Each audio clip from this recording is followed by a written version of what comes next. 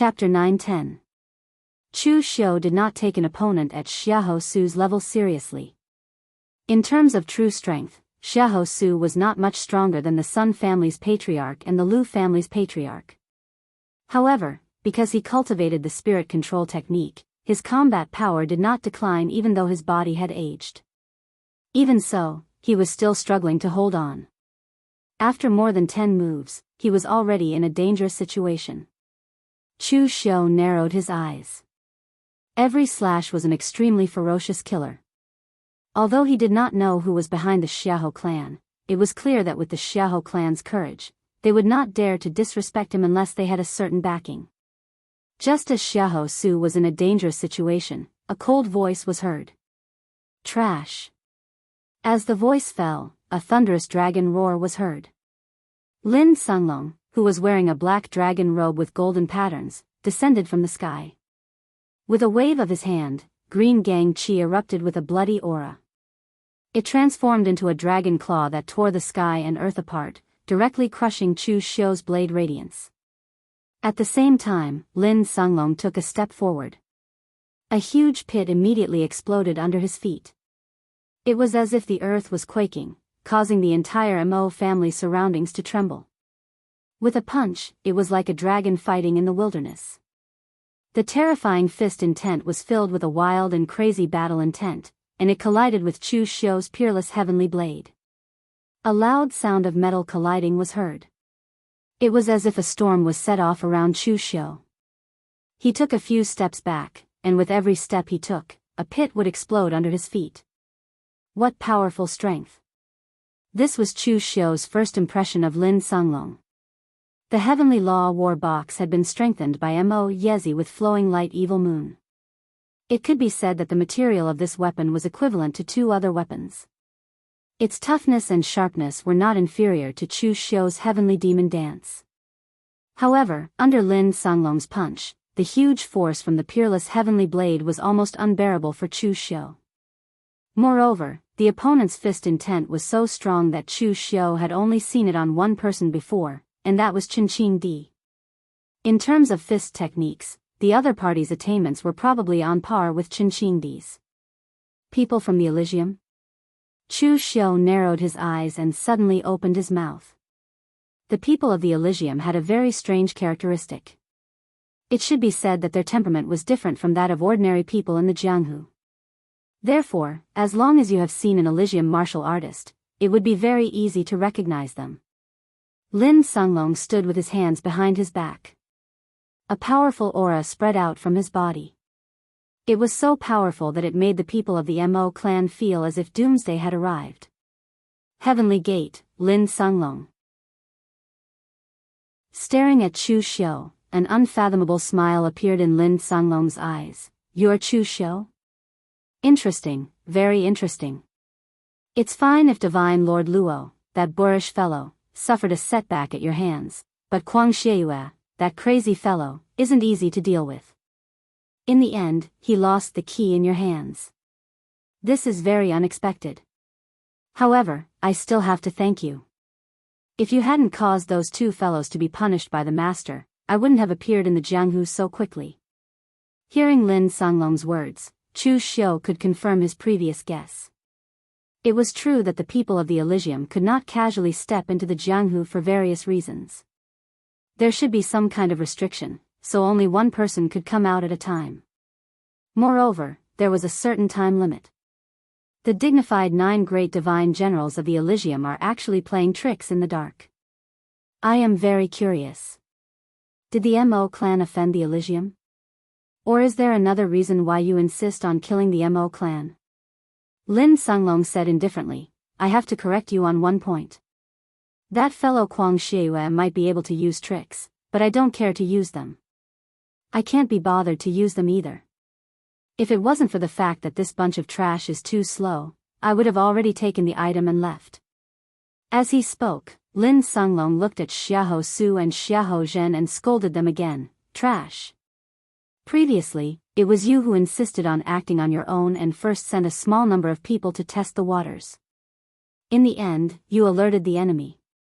If you had listened to my instructions, we could have directly destroyed the Mo clan in one go and obtained the item. How would there have been so much trouble?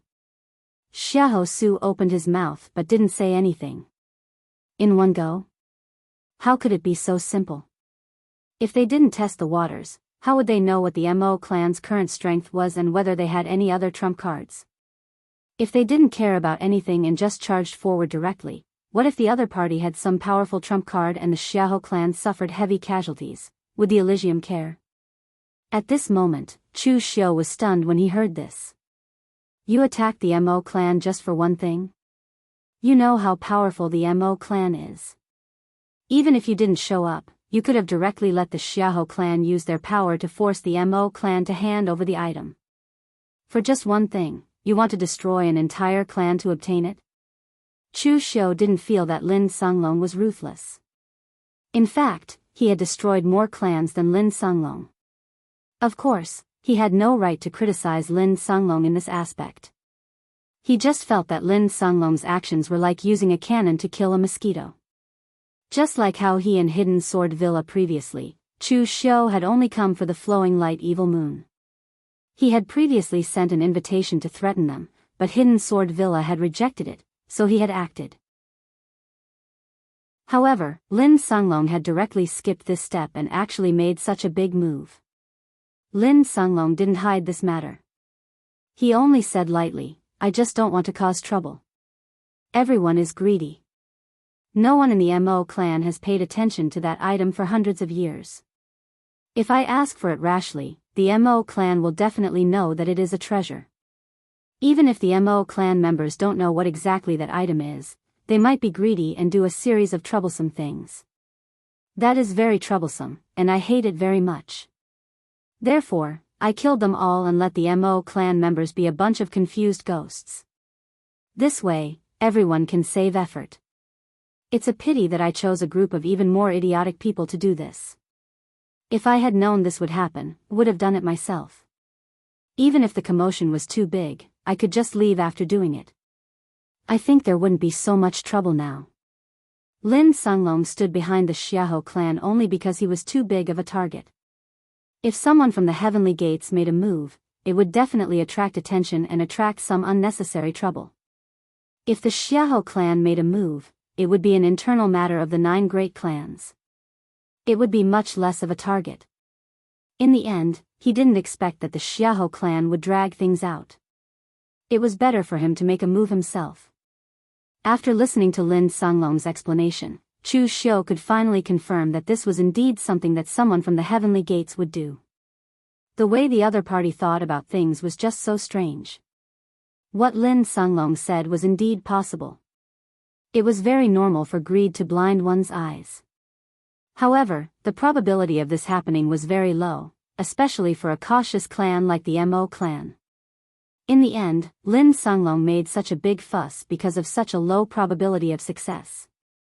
He wanted to destroy the entire Mo clan and seize the item.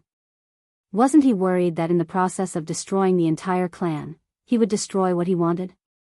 In reality, this wasn't the first time the Heavenly Gates had done something like this.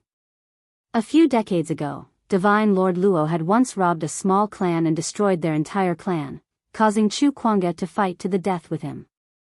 The Heavenly Gates, who didn't play by the rules, met Chu Kuanga, who didn't play by the rules. In the end, one died and the other was seriously injured.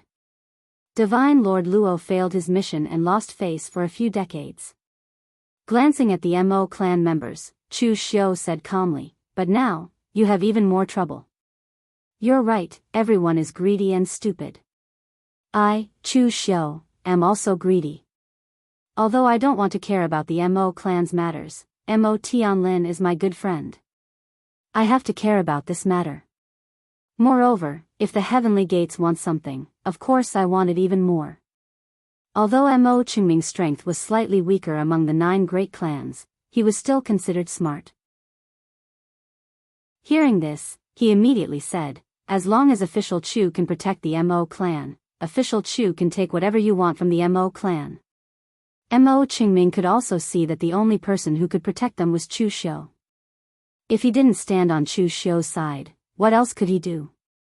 Lin Sunglong's face didn't show any anger.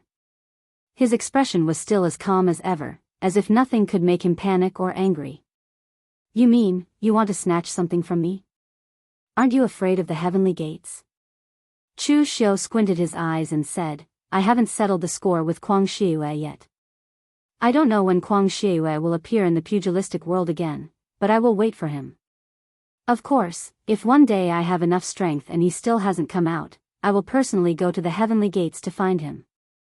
Hearing this, Lin Sunglong immediately burst into laughter. There was no disdain or mockery, it was as if he had just seen something interesting. Interesting. Today, I want to see if you really have the guts, or if you're just ignorant. As Lin Sunglong's voice fell, an angry roar of a dragon erupted from his body. A greenish-red aura erupted from his body and attacked Chu Xiu like a huge dragon. Lin Sunglong's martial technique was very strange. Chu Xiu could tell that he cultivated in a body-tempering cultivation technique. Furthermore, the strength of his fleshly body had already been cultivated to an extremely powerful level. He was even stronger than Chu Xiu, who had cultivated in true fire-tempering body. But his martial arts was very strange. When he attacked, his body turned into a dragon, which was different from Butiannan's dragon form that forcibly condensed the blood of the green dragon. Lin Sunglong seemed to have seen a real dragon. His body was human, but his figure had dragon intent.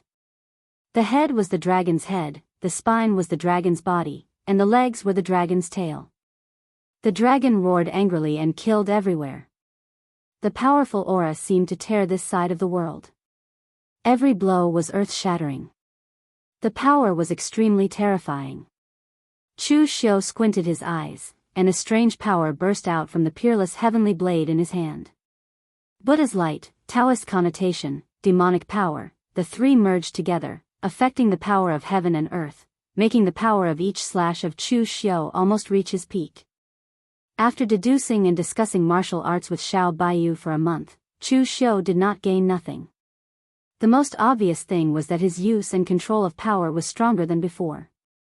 At present, Chu Xiu's physical body could already defeat most of the real fire spirit refinement state, but he was still in the real pellet state. But at this time, Chu Xiu's control of power was infinitely close to the real fire spirit refinement state. He was only one step away from this realm. Chapter 9-11. The impact of the battle between Chu Xiu and Lin Sunglong was too great. Both sides had only exchanged a few blows, but the entire Mo family's mansion was already in a mess. Lin Sunglong stared at Chu Xiu and laughed. Daoist, Buddhist, and demonic lineages combined? Are you really not afraid of cultivation going berserk?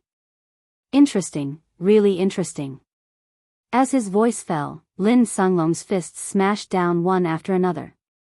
The hazy shadow of the azure dragon behind him was attached to his back. It let out a dragon's roar, and every punch had the power to shatter a mountain. Chu Xiu retreated, avoiding the powerful edge of Lin Sunglong's punches. His opponent was too strong, so strong that Chu Xiu did not want to fight him head-on. In the past, it was Chu Xiu who used strength to suppress others. He did not expect that there would be a day when he, Chu Xiu, would be crushed by strength. Hide. You can't hide. Lin Sunglong's hands formed a seal. In an instant, the greenish-red gang qi around his body attracted the powerful power of the stars. Amidst the starlight that filled the sky, the 7 mansions of the east, Horn, Kong, Root, Fong, Xian, Wei, and Fan, all connected in an instant. Chu Xiu's body was directly enveloped by the starlight. It was as if Mount Tai was pressing down on him, suppressing his body. Even his true qi and primordial spirit were suppressed. Originally, Chu Xiu thought that Lin Sunglong was a warrior who specialized in cultivating the physical body. He did not expect him to be proficient in this kind of secret technique. Seeing the powerful punch coming towards him, the peerless heavenly saber in Chu Xiu's hand exploded with an extremely pure demonic aura. The long saber slashed horizontally, breaking the painting with one slash.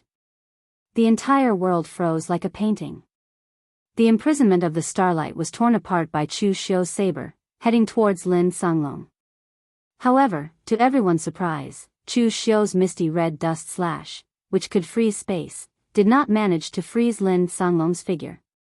His pair of iron fists seemed to be able to shatter everything. The misty red dust slash's effect of freezing space only froze him for a moment before it was shattered. The saber and the fists collided, producing a loud boom that sounded like a great bell. The loudest sound was deafening. The powerful collision was like a sound wave, reverberating within a radius of over 10 miles. Some of the weaker disciples of the Xiahou clan and the Mo clan who were closer to them couldn't withstand the force at all. They immediately covered their ears and cried out in pain. Blood even flowed out of their ears, scaring them into hurriedly retreating. Chu Xiu and Lin Sanglong retreated a few steps. Looking at the two obvious white marks on his hands, Lin Sanglong said, "The Kunlun Devil Cult's ethereal red dust slash, imprisoning space and severing the mortal world?" Unfortunately, the gate of heaven is no longer in this mortal world. Lin Sanglong took a step forward, and his figure was already floating in mid-air with the support of his gang energy. Powerful gang energy circled around his body, and a gang energy storm danced. As Lin Sanglong's foot landed, his figure was like a divine dragon swinging its tail. This swing of its tail could set off monstrous waves and natural disasters. At this moment, what was crashing down on Chu Xiu was the vast and surging sea of gang energy. Chu Xiu let out a low shout, and the sea-breaking slash of the seven limits was unleashed. It was also an extremely fierce and domineering saber technique. The saber light that could tear apart the raging waves of the vast sea fell. Another loud collision was heard, and Chu Xiu retreated another few hundred feet. However, Lin Sanglong was still hovering in mid-air, as if the saber did not cause him any harm at all. However, in the next moment, a giant bow of devil chi had already condensed in Chu Xiu's hand. The triple city extinguishing arrow suddenly shot out, and the black devil arrow with the power of nirvanic extermination appeared in front of him in the blink of an eye.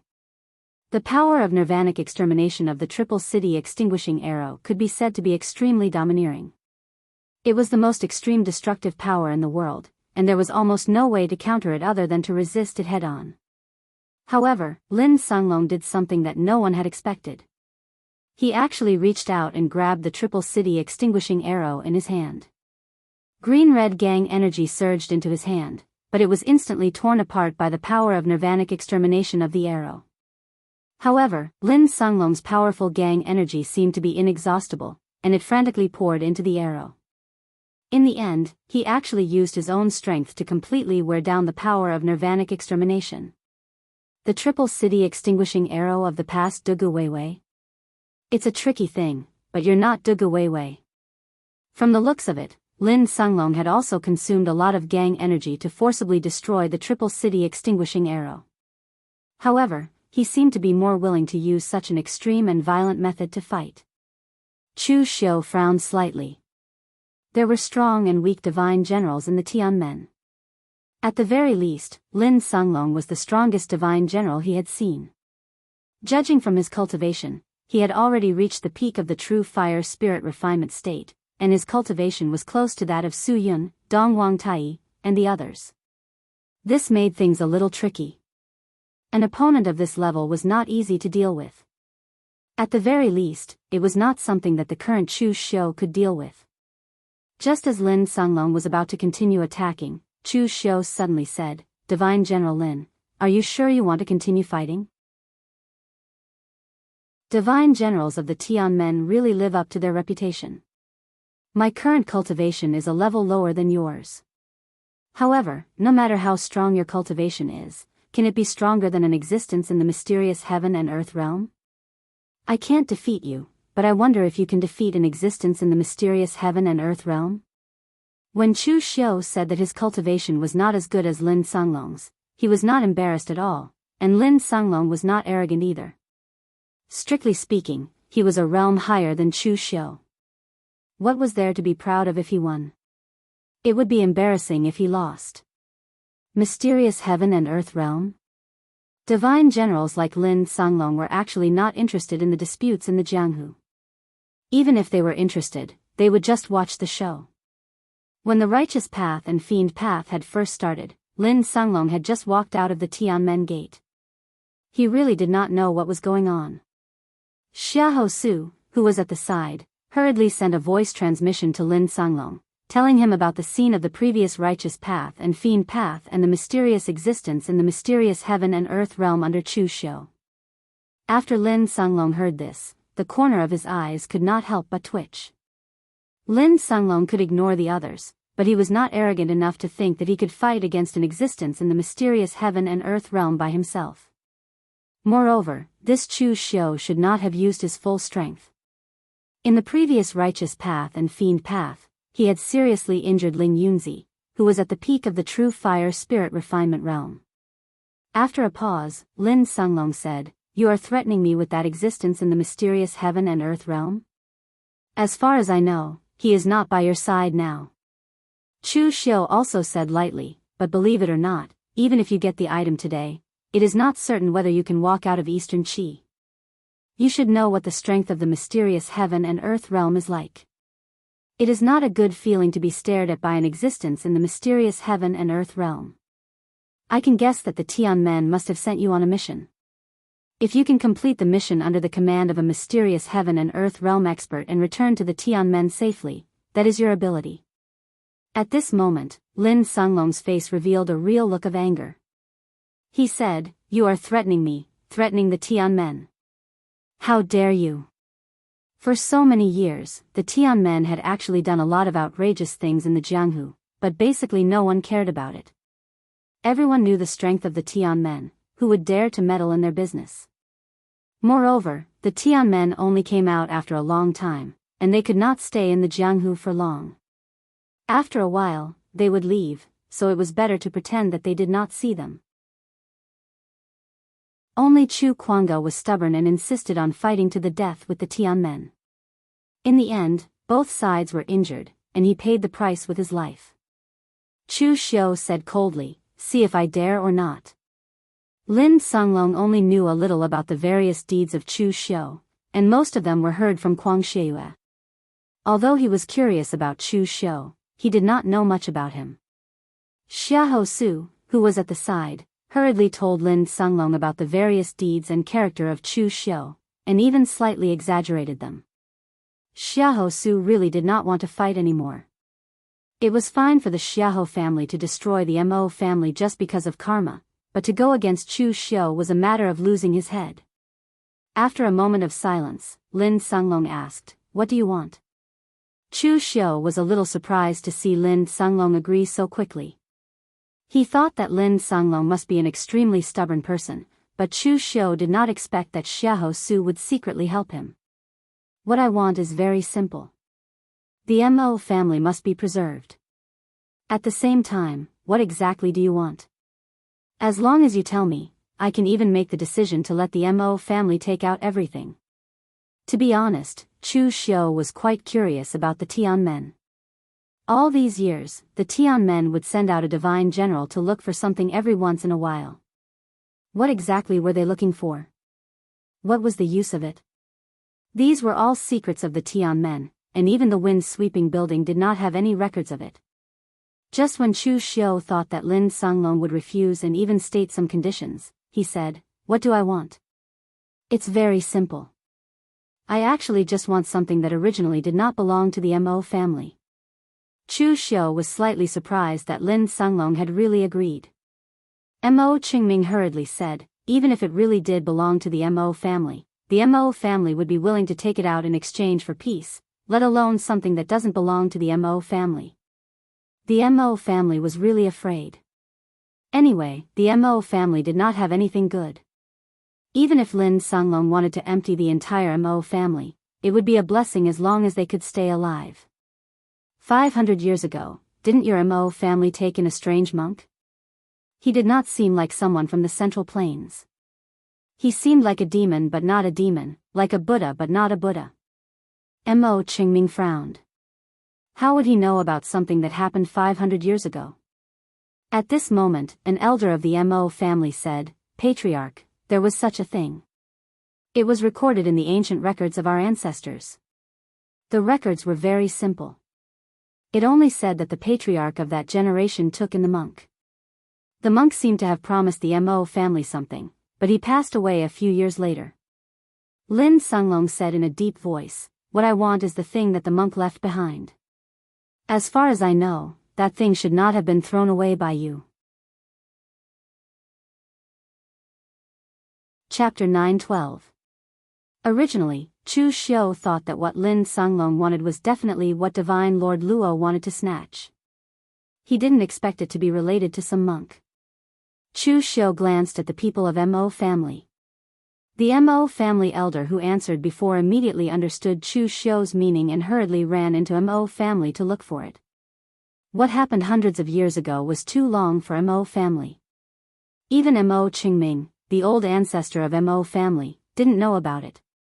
The elder knew about this matter because he liked to read books when he was young. He had flipped through all the ancient books in the Mo family before finding out about this matter. After a long while, the Mo family elder rummaged through the cabinets and finally found a package in the deepest part of the treasure house. In front of everyone, the Mo family elder opened the package. There was only a black robe embroidered with strange characters. Apart from that, there was only a black token and a map in it. The token should be something like an identity nameplate. Looking at the map, it should be a very remote location in the South Barbarian land. "Hey, it's something from the big black heavenly demon cult." Lu Jiang, he suddenly exclaimed. "Big black heavenly demon cult? Do you know the origin of this thing?" Chu Xiu asked. Lu Jiang, he said, "Of course I know. You even have some connections with this big black heavenly demon cult. Do you remember how you got the Triple City Extinguishing Arrow?" Chu Xiu was just about to say that the Triple Link City Extermination Arrow was passed down by Dugu Weiwa, but then he realized something. Wei Shiya seemed to have told him that the Triple Link City Extermination Arrow wasn't actually created by Dugu Weiwa. It was obtained by him when he destroyed a foreign sect. After improving it, it became the version of the Triple City Extinguishing Arrow that Chu Xiu cultivated. The sect that was destroyed by Dugu Weiwei was this big black heavenly demon cult? But aren't they monks? How did they become a demonic sect? Lu Jiang, he said, "We were the ones who gave them the name Mahakala Heavenly Demon Cult. When they came out, they mumbled a bunch of bird language. Who knows what they are called?"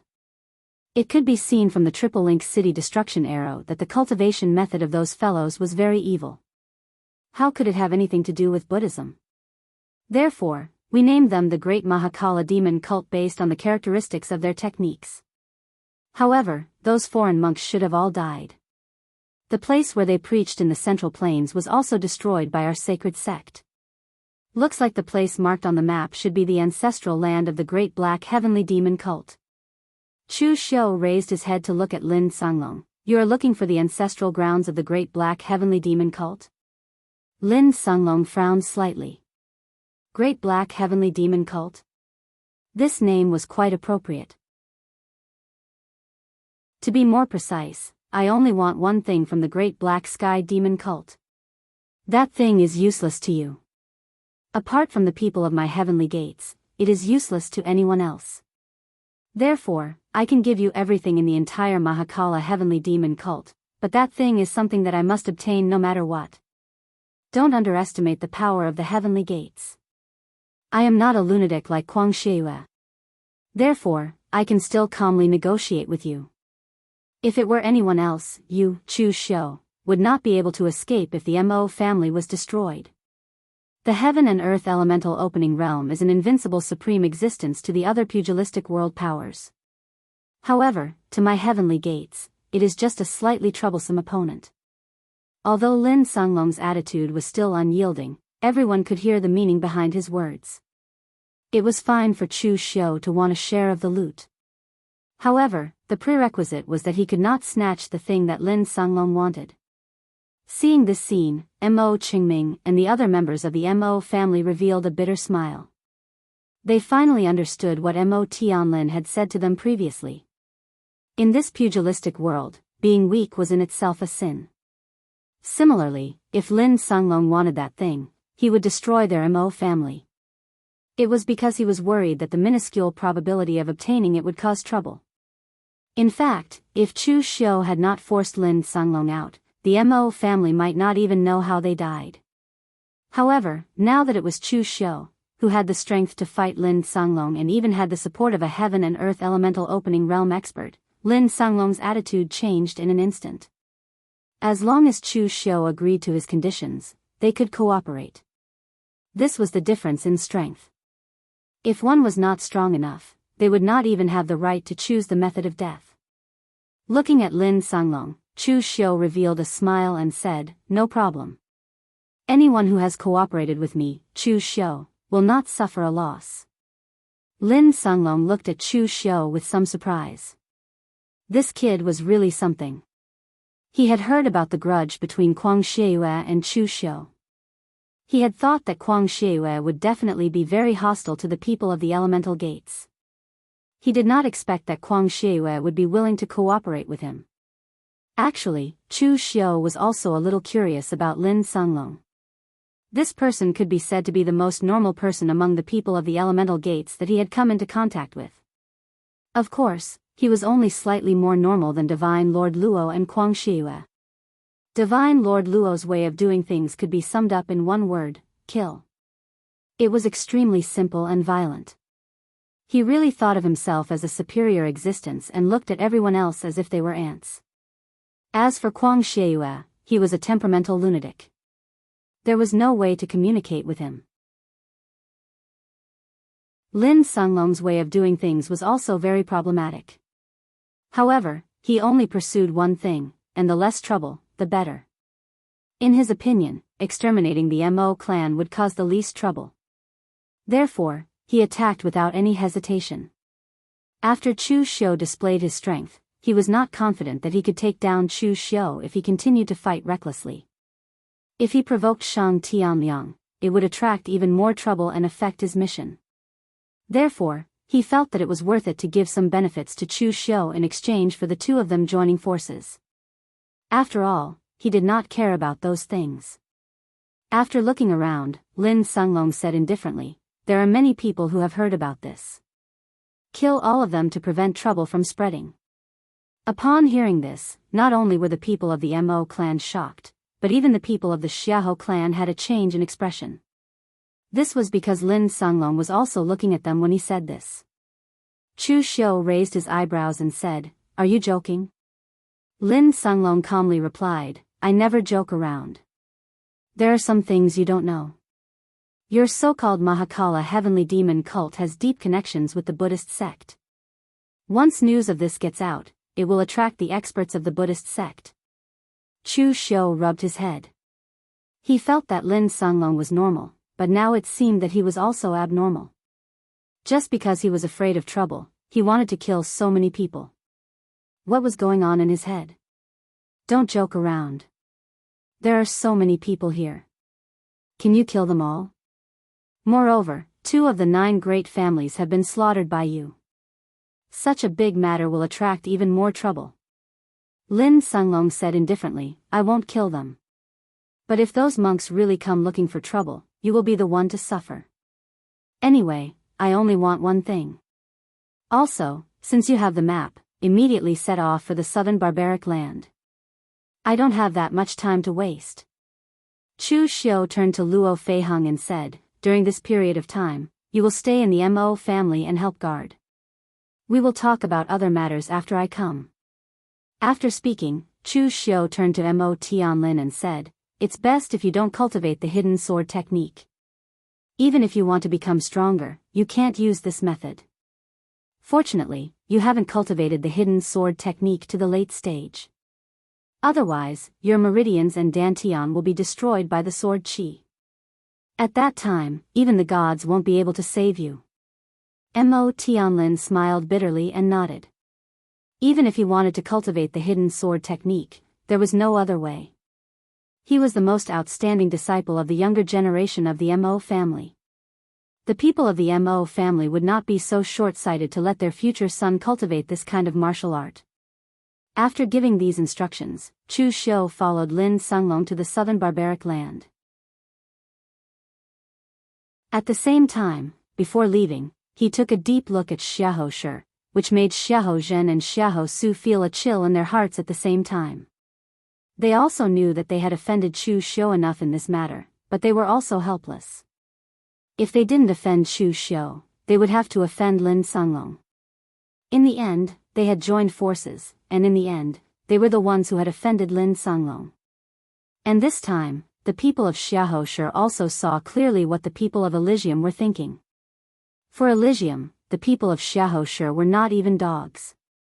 They were just tools that would be thrown away after being used. Based on what Lin Songlong said just now, they knew that Lin Songlong really didn't care about their lives. In the future, even if Chu Xiu came to find trouble with them, the people of Elysium wouldn't care. They couldn't even find the people of Elysium. This bitter fruit could only be swallowed by Xiaoshi. On the other hand, Chu Xiu followed Lin Songlong to the southern barbaric land without stopping. Along the way, the two sides could be said to have no communication. Chu Xiu wanted to get some information from Lin Songlong, whether it was about the Black Sky Demon cult or the Elysium. In the end, Lin Songlong didn't respond at all. Lin Songlong only had the thought of completing this task. How could he have the mood to chat with Chu Xiu? Even this time, if it weren't for the fact that Chu Xiu had the strength to fight with him and Shang Tianliang behind him, it would be very troublesome. With Lin Songlong's character, how could he cooperate with him? The southern barbaric land was located in the southernmost part of the 100,000 mountains. It was covered with primitive forests, and the climate was hot and humid. There were poisonous insects and ferocious beasts everywhere. It was simply an undeveloped place. So for so many years, apart from the ascetic monks of Sabodhi Monastery who could survive in this harsh environment, there were only some local barbarian tribes here. The ancestral land of the Black Sky Demon cult was marked on the map. It was located in the deepest part of the southern barbaric land. It was sparsely populated and was a barbarian land that very few people set foot in. Legend had it that there were even ancient ferocious beasts. Chu Xiu and Lin Songlong spent more than a month traveling at their fastest speed before arriving here. However, after arriving here, they discovered that things were a bit troublesome. This was because the map was from 500 years ago, and the terrain here had already changed. Chapter 9:13. 500 years was enough for a lot of things to happen. The area marked on the map was the deepest part of the southern wilderness. Looking at the appearance, it was obvious that there had been several earthquakes and other natural changes that changed the terrain in the past 500 years. The map was no longer of much use. Lin Songlong frowned. Trouble, it's trouble again. He hated trouble the most. Chu Xiu said in a deep voice, "Ask the local barbarians. There should be some clues. They have lived in the southern wilderness for a long time. Maybe some people have entered the depths and found something." Lin Songlong had no other way but to do as Chu Xiu said for the time being. There were many small tribes like this in the southern wilderness. Chu Xiu randomly found one and directly descended with Lin Songlong in the small tribe. These small tribes in the southern wilderness were very simple. Most of them were some thatched huts and tree houses. Most of the barbarian warriors were only proficient in some simple martial arts. They were very crude and could not be compared with the prosperous martial arts of the Central Plains. However, this did not mean that these southern barbarians were really weak and could be trampled on. Among these southern barbarians, some of them were priests. They were proficient in various evil secret techniques, which were very different from the martial arts of the Central Plains. They were very difficult to deal with.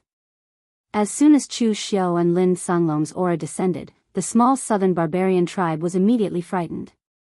Thousands of barbarian natives of the southern barbarian land rushed out in an instant. They held all kinds of simple weapons and looked at the two vigilantly. Chu Xiu said faintly, "Don't be so excited. I just want to inquire about something." As he spoke, Chu Xiu threw out a few precious weapons. These were made by Mo Yezi when he was practicing in the Mirror Lake Villa. Although they were works of practice for Master Mo Yezi, they were treasures for others. Chu Xiu bought them all and gave them to the people of the Jianghu Hall. In the southern wilderness, what they lacked the most was actually weapons. The priests in the tribe knew how to concoct medicine. Although it wasn't alchemy, the medicine they concocted was not inferior to alchemy. It was just that the shelf life was a little shorter. It was useless to give them things like cultivation methods because most of the people in the southern barbaric land didn't know the words of the Central Plains. If they couldn't understand it, how could they cultivate? Moreover, their way of thinking was also different. It was naturally impossible for these southern barbarians to understand what Tao law was. Instead, things like weapons that could be used right away were the most attractive to them. Chu Xiu said in a deep voice, "Is there anyone who can speak Central Plains Chinese? I'm here to ask for directions. If you answer me, all these things are yours." A commotion broke out in the crowd. A middle-aged man dressed in a simple and crude beast skin robe with an extraordinary aura stepped out and shouted in stiff Central Plains Chinese, "I know you. You are an evil demon who is the enemy of the divine monk of Sabodhi Monastery. Although my Inha tribe is poor, we are not so poor that we have to make a deal with the evil demon." Upon hearing this, Chu Xiu's face suddenly darkened. He didn't expect that his reputation in the southern barbaric land would be so bad, and he didn't expect that the reputation of Sabodhi Monastery in the southern barbaric land was so great. In fact, although this was the first time that Chu Xiu had come to the southern barbaric land, his reputation had long been spread in the southern barbaric land. Previously, Wei Shia brought a group of Yinma clan people to take revenge and killed a lot in the southern barbaric land. Later, he sent the masters of Phaseless Demon sect and Yinma clan to attack Sabodhi Monastery. It was estimated that this matter had spread throughout the southern barbaric land. In the southern barbaric land, Sabodhi Monastery was almost a holy land, and Rama was regarded as a true Buddha and a divine monk by the natives of the southern barbaric land. In this way, it would be strange for Chu Xiu to be popular here. Lin Sunglong said coldly, "It's so troublesome. If they are disobedient, just kill them until someone is obedient." Lin Sunglong's way of doing things was still so simple and crude. The leader of the southern barbaric tribe said hatefully, "Even if you kill us, we won't show you the way. With the divine monk's protection, even if we die, we can avoid the pain of the 6 paths of reincarnation and enter the Elysium." Chu Xiu frowned. These natives of the southern barbaric land understood the Buddhist scriptures in a mess. What were they talking about? However, he had to say that ignorance had its advantages. They were really not afraid of death and thought that they could really go to the Elysium after death. Chu Xiu waved his hand, motioning Lin Sunglong not to make a move and leave it to him. He said lightly, "You think that you can enter the Elysium if you would rather die than surrender in front of me, an evil demon, right? But what if you die in the hands of your own people?" The leader of the southern barbaric tribe frowned and said, "What do you mean?" Chu Xiu said lightly, "How big is the entire southern barbaric land? You are loyal to the monks of Sabodhi Monastery, but others may not be loyal. Do you see these weapons? They are all precious weapons forged by the master refiners of the Central Plains. If I take these things and ask the other southern barbaric tribes to destroy you, do you think they will agree? Some people may refuse, but in such a big southern barbaric land, there will definitely be people who will accept it." The dark face of the leader of the southern barbaric tribe was a little pale at this time. Obviously, he thought of something bad. The evil demon was right. Some people's faith was not firm, and it was easy to be bewitched by the evil demon's greed. If he was killed by them, would he still be able to enter the Elysium? Lin Sunglong looked at Chu Xiu scaring the southern barbaric natives there, and he curled his lips with some disdain. If it was him, he would not do such a troublesome thing. If he killed them one by one, there would always be someone who was afraid of death to lead the way for him. At this moment, a voice suddenly sounded, "Chu Xiu, you are now a big shot who can stir up a storm in the pugilistic world. Is it interesting to scare these southern barbaric natives here?" 2 monks descended from the sky, one fat and one thin. They were so fat that they were blind. It was Xiao Mo of Sabodhi Monastery. He was as fat as Maitreya Buddha, but he was Su Jing, the seat of honor of the Great Light Temple's Karma Meditation Hall.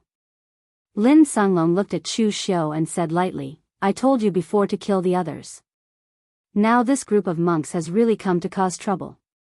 Xiao Mo had indeed received news regarding the Mahakala heavenly demon cult, but Su Jing's arrival was purely a coincidence. The Great Light Temple was the furthest from the southern barbaric land. Even if he received the news, it was basically impossible for him to come so quickly. He could come here with Su Jing because he was in Sabodhi Monastery previously. As the two people who studied the Tao of Karma the most in the two Buddhist sects, Xiao Mo had always compared himself with Su Jing. It was until the last time when he made a mistake in the process of deducing Chu Xiu and even blinded his eyes that he realized he was far inferior to Su Jing. Therefore, during this period of time, Abbot Rama went to investigate the condition of the ascetic monks of Sabodhi Monastery. The monastery was temporarily under his control, so Xiao Mo used the name of Sabodhi Monastery to invite Su Jing to discuss the Tao of Karma. At this moment, when the southern barbaric tribe people saw Su Jing, they immediately began to bow respectfully. Their attitude was extremely sincere. Chu Xiu raised his eyebrows and said, "The two of you came together. Don't talk about those useless things. The map is in my hands.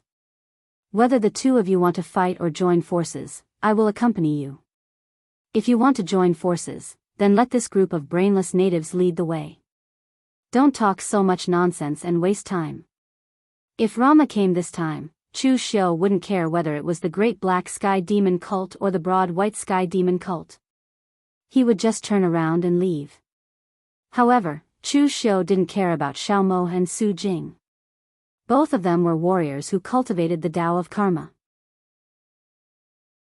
They were very strong in divination, but their combat power was naturally inferior to existences like Su Yun and Dong Wang Tai. Moreover, Chu Xiu still had the heavens sun gazing at air. It wasn't that easy for them to deduce him in the midst of battle. Xiao Mo closed his eyes. Ever since he became blind, there was one good thing. No one could see any information from his eyes. Take out the map. In the end, Xiao Mo chose to join forces with Chu Xiu. The Great Black Sky Demon Cult had a very special relationship with the Buddhist sections. It was said that they even came from the same orthodoxy. Of course, this was something that the Buddhist sects would never admit. However, when they heard that the ancestral land of the Great Black Sky Demon Cult had appeared, the Buddhist sects basically wouldn't be absent. Some things were also very important to the Buddhist sections. At this time, Chu Xiu wasn't worried that they would play tricks. He just threw the map to Xiao Mo. Xiao Mo gave the map to the barbarian tribe leader and said, "Yin Ku, can you find this place on the map?" The barbarian tribe leader said excitedly, "I didn't expect Master to remember my name." In the tribes of the southern barbarian land, Divine Monk was only the title of Rama. As for the other monks of Sabodhi Monastery, they all respectfully called him Master. Flipping through the map, the barbarian tribe leader thought for a while and said, "I roughly know how to get to this place. However, Master, there are evil gods there. In the past, an elder of my tribe went there. When he came back, he went crazy and turned into a pile of ashes." Hearing this, everyone subconsciously looked at Chu Xiu. This terrifying power of nirvanic extermination was somewhat similar to the Triple City Annihilation arrow. To be tainted by this power of nirvanic extermination, it should be the ancestral land of the Great Black Sky Demon Cult. Just as everyone was about to move, the space in front of them suddenly distorted. Demonic chi scattered in all directions and a black-robed figure walked out. He chuckled and said, "Looks like I'm not too late. Everyone, how about adding me in? The sixth demon sect, Yi Bushuan." The black-robed man that appeared here was the sect master of the sixth demon sect, Yi Bushuan. Chu Xiu didn't have any ill feelings towards him. The sixth demon sect didn't belong to Yin Mo or Ming Mo, so they didn't have any enmity with Chu Xiu. But seeing him, Xiao Mo frowned, and the smile on his face disappeared. There was even a trace of killing intent. Chapter 9:14. To the Buddhists, those who walked the demonic path were all evil demons and murderers who deserved to die. But if they had to choose an existence that they hated the most, the moon-worshipping sect wouldn't be on the list, nor would the lurking devil sect. Even Chu Xiu wouldn't be on the list. The first would definitely be the Sixth Demon Sect. The Sixth Demon Sect's techniques were innately the bane of the Buddhists, stirring up the mental states of the Buddhists, causing inner demons to form in them, ruining their cultivation. It could be said that the Buddhists hated them to the core. They could tolerate working with Chu Xiu, but they couldn't tolerate working with the Sixth Demon Sect. Seeing that the two of them were about to make a move, Wuxia hurriedly said, "The two of you, if you want to enter the Great Black Heavenly Demon Sect, you can't do it without me. Perhaps you don't know this, but the Sixth Demon Sect and the Great Black Heavenly Demon Sect, or more accurately, the true source of the Great Black Heavenly Demon Sect's legacy, are closely related. Divine General Lin of the Elysium, you only want the things of the Great Black Heavenly Demon Sect, but you definitely don't know much about the situation, right? Also, Chu Xiu, although your Triple City Extinguishing Arrow was obtained by the sect master from the Great Black Heavenly Demon Sect, the Lurking Devil Sect shouldn't have a detailed description of this sect. Of course, it's the same for the Buddhists. Although the Buddhists have various connections with the Great Black Heavenly Demon Sect, the description should also be very vague." Xiao Moha frowned. "In that case, the Sixth Demon Sect has a deep connection with the Great Black Heavenly Demon Sect, and there should be detailed records of it?" Wuxia said calmly, "To be precise, the Sixth Demon Sect's legacy and the Great Black Heavenly Demon Sect's legacy are almost the same. 500 years ago, when the Great Black Heavenly Demon Sect first appeared, the Sixth Demon Sect wanted to find a chance to investigate their background. However, Patriarch Dugu's actions were too fast, so fast that the Sixth Demon Sect didn't even have time to react before the Great Black Sky Demon Sect was annihilated. However, what I can be sure of is that our cultivation techniques are interlinked. With me around, it will be much smoother for all of you when you enter the Black Sky Demon cult." Xiao Mo thought for a moment and said, "Yin Ku, lead the way." Although Desolate Mo did not directly agree to let Wuxia join them, his attitude was a tacit agreement. When the leader of the barbarians saw that he had a chance to help the guru of the Subodhi monastery, he was so excited that he could not control himself. This scene made Chu Xiu a little curious. God knows what those guys from the Subodhi monastery did in the southern barbaric land to be able to brainwash these southern barbaric natives to this extent. There were too many primitive forests in the southern barbaric land. Even a monk like Xiao Mo from the Subodhi monastery might not be able to find the direction. Only these southern barbaric natives who had lived here for a long time were familiar with it. On the way, Chu Xiu asked Wuxia, "Master Yi, how much do you know about the Great Black Heavenly Demon cult?" Wuxia frowned and said, "My surname is not Yi." "Forget it, you can call me whatever you want." Wuxia was a little gloomy. He was not from the Central Plains, so it was very troublesome to explain these things. Chu Xiu could call him whatever he wanted. Actually, speaking of the Great Black Heavenly Demon cult, the connection should be traced back to the ancient times. It's not just the Sixth Demon Sect. Nearly half of the forces in the pugilistic world can be traced back to the ancient times.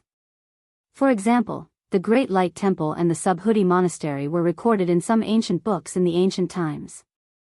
It was either the survivors of the ancient times or the descendants accidentally discovered the orthodoxy, so they rebuilt the sect.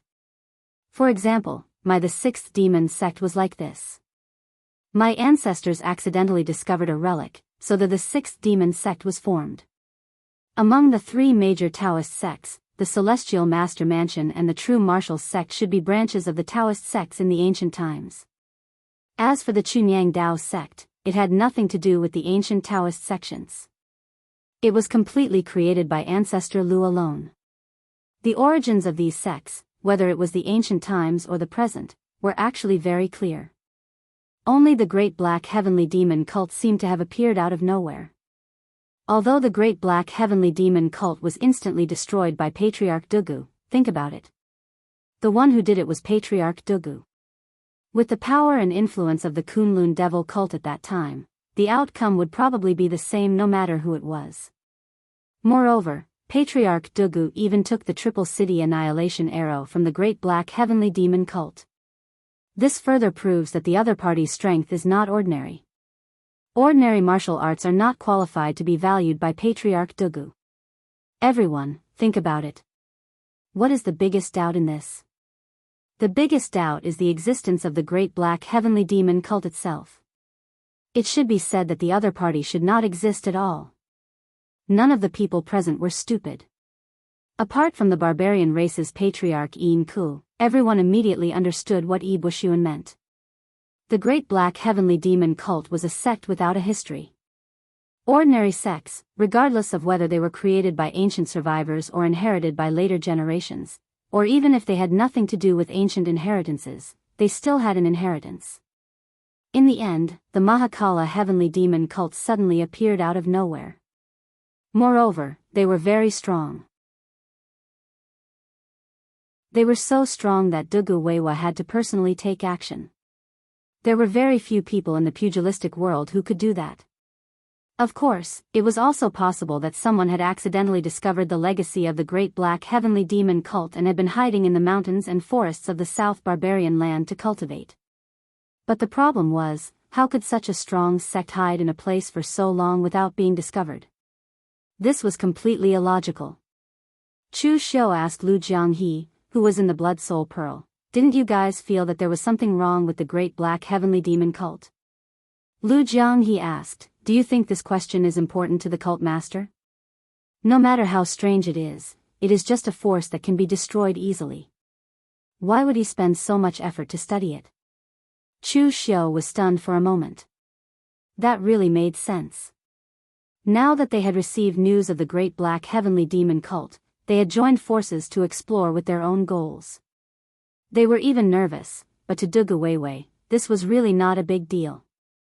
At this moment, Yin Ku pointed to a gloomy valley in front of them and said with a terrified expression, "Exalted Master, the place you mentioned is in the valley.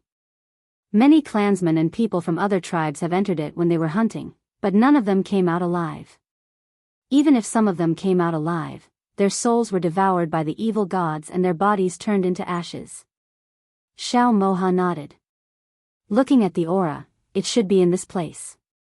The natives of the South Barbarian land always treated things they didn't understand as existences like gods and ghosts. There were evil gods here and there, and the Sabodhi monastery didn't care. He didn't expect that there would be such a strange place in the depths of the mountains of the South Barbarian land. At this moment, there was a commotion from the valley, and there were faint sounds of people cursing. Everyone present looked at each other and frowned. Chu Xiu and Lin Sunglong had the map, so they came fast enough. It was just that they were delayed because of the changes in the terrain. Xiao Moha and the others rushed over after receiving the news, but because they were close, they had the advantage. But how could someone run ahead of them? Yin Ku, you go back first.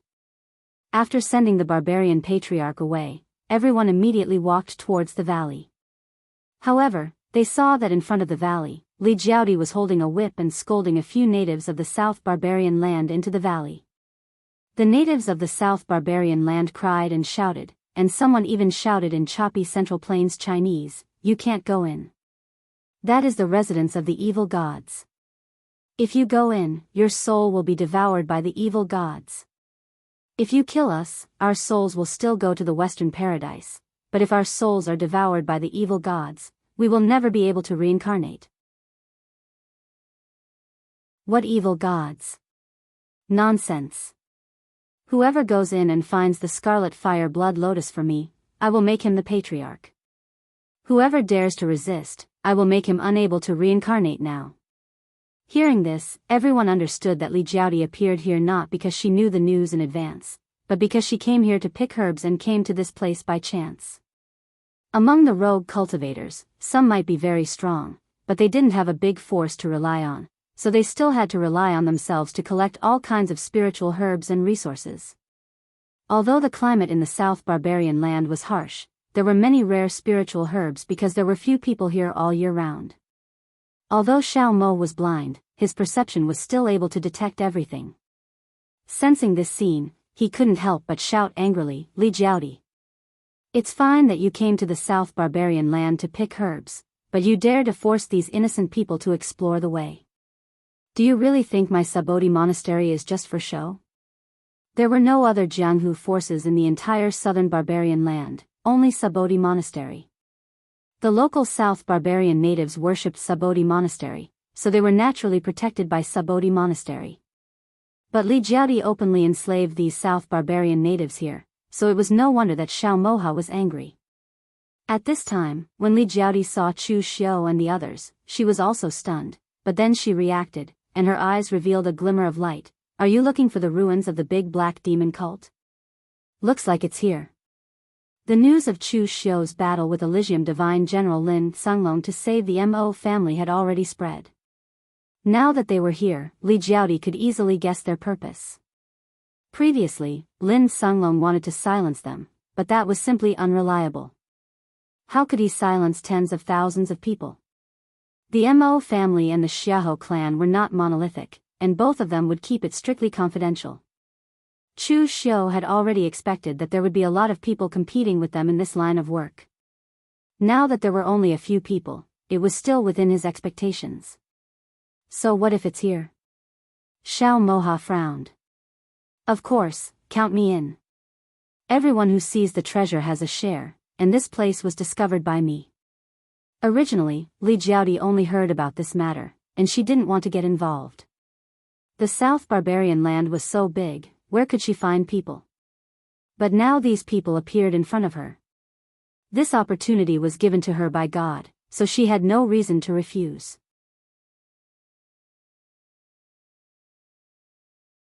Chapter 9:15. Xiao Mo did not want Li Jiaodi to join them. Right now, there were already enough people in their group. Most importantly, there were too few Buddhists. Chu Xiu and Yi Bushuan were both from the Devil Dao. Lin Sunglong was from the Elysium. Although he was not righteous, he was definitely evil. Now that Li Jiaodi had joined them, the Buddhists were at an absolute disadvantage. However, in a place like this, it was impossible for them to fight first. Only some short-sighted people at the bottom of the Jianghu would turn hostile before seeing any benefits. Therefore, they could only acquiesce to Li Jiaodi's participation. However, what Xiao Mo and the others did not know was that if they really dared to fight here, it was uncertain who Chu Xiu would help. Chu Xiu was a very vengeful person. In the past, Li Jiaodi had come to add insult to injury when he was in his most dire straits, denouncing him. Chu Xiu had never forgotten about that. Of course, neither Chu Xiu nor Li Jiaodi had forgotten about it. Therefore, the atmosphere was a little awkward when they met. Although Li Jiaodi was also a senior of the Yinma clan, it was good enough that Chu Xiu did not fight with her. Naturally, he would not greet her. Although she was a senior, she could not afford to offend a junior like Chu Xiu. Therefore, she could only stand there without saying anything. Yi Bushuan looked at the two of them thoughtfully. He seemed to have thought of something, but he did not say it. Everyone looked at each other and walked towards the deepest part of the valley. As soon as they entered the valley, they felt an extremely strong aura shrouding over their heads. The power contained in this aura was very familiar to Chu Xiu. It was destruction and nirvanic extermination. It was the same power attribute as the triple city destroying arrow. However, this power attribute was not strong. At the very least, it would not have any effect on an existence at Chu Xiu's level. However, after being shrouded by this power all year round, there was almost no vitality in the entire valley. There was not even a single green plant to be found. Some of the local barbarians had entered it, but the reason why they did not come out was probably because they had been eroded by the power of nirvanic extermination. After all, many of them had never practiced martial arts. As for those who escaped and died, because their bodies were stronger, they were not completely destroyed by the power of nirvana here. However, just like Chu Xiu's triple city annihilation arrow, the power of nirvanic extermination wouldn't disappear at all. As long as one came into contact with a little bit of it, it would expand infinitely, unless one used pure power to counteract it. Some of these barbarians of the barbaric land of the south didn't even have true energy, so of course, they couldn't block this force. It didn't take long for their bodies to be completely eroded and turned into ashes. As they continued forward, a huge stone door appeared in front of them. The stone door was completely pitch black, as if it had been made from the stones in the valley. However, it was filled with dense nirvana energy. Clearly, it had been refined using a secret technique. Moreover, there were some strange runes engraved on the stone door, or rather, some words. Anyway, no one could recognize them. Chu Xiu raised his eyebrows and said, "It's a bit rough. It seems to have been built in a hurry." As the entrance of a sect, the door had to be meticulously carved. However, the stone door in front of them seemed to be two pieces of door planks. It was very rough, which didn't conform to common sense. "Do you recognize the words on it?" Xiao Mo didn't speak. He didn't have eyes, so he could only use his perception to explore the direction of the words, so his speed was much slower than ordinary people. Su Jing frowned and said, "It's similar to some Sanskrit in ancient Buddhist scriptures, but it's more ancient and obscure. If you take one out alone, you can still understand a little, but when you put them together, they seem to be right but are actually wrong." Yi Bushuan said, "These are some incantations of the Mahakala demon cult. They mean destruction, nirvana, destruction, Mahakala, and so on. You can understand these things?" Chu Xiu said in surprise. Yi Bushuan smiled and said, "I've already said that I'll definitely be useful if I join them. The legacy of the sixth demon sect is too similar to that of the Mahakala demon cult. It's as if they're two branches of the same sect. Even the Sanskrit they use is the same. Only the sixth demon sect understands this ancient Sanskrit. However, after so many years, the sixth demon sect has translated all kinds of ancient texts into modern languages. Even within the sixth demon sect, there are only a few who can understand this ancient Sanskrit." Xiao Mo and Su Jing didn't say anything. They instinctively hated the people of the sixth demon sect. Lin Sunglong directly walked over and punched out. His powerful astral chi transformed into a dragon claw that slammed into the door, wanting to blast it open. His goal was the purest. He didn't care about the origins of the Mahakala demon cult. He just wanted what was inside. Chu Xiu had experienced Lin Sunglong's strength before. His fleshly body was even stronger than Chu Xiu's. However, when he slammed into the door, it only shook a little. There wasn't even a crack. That was a little terrifying. Yi Bushuan shook his head and said, "It's useless.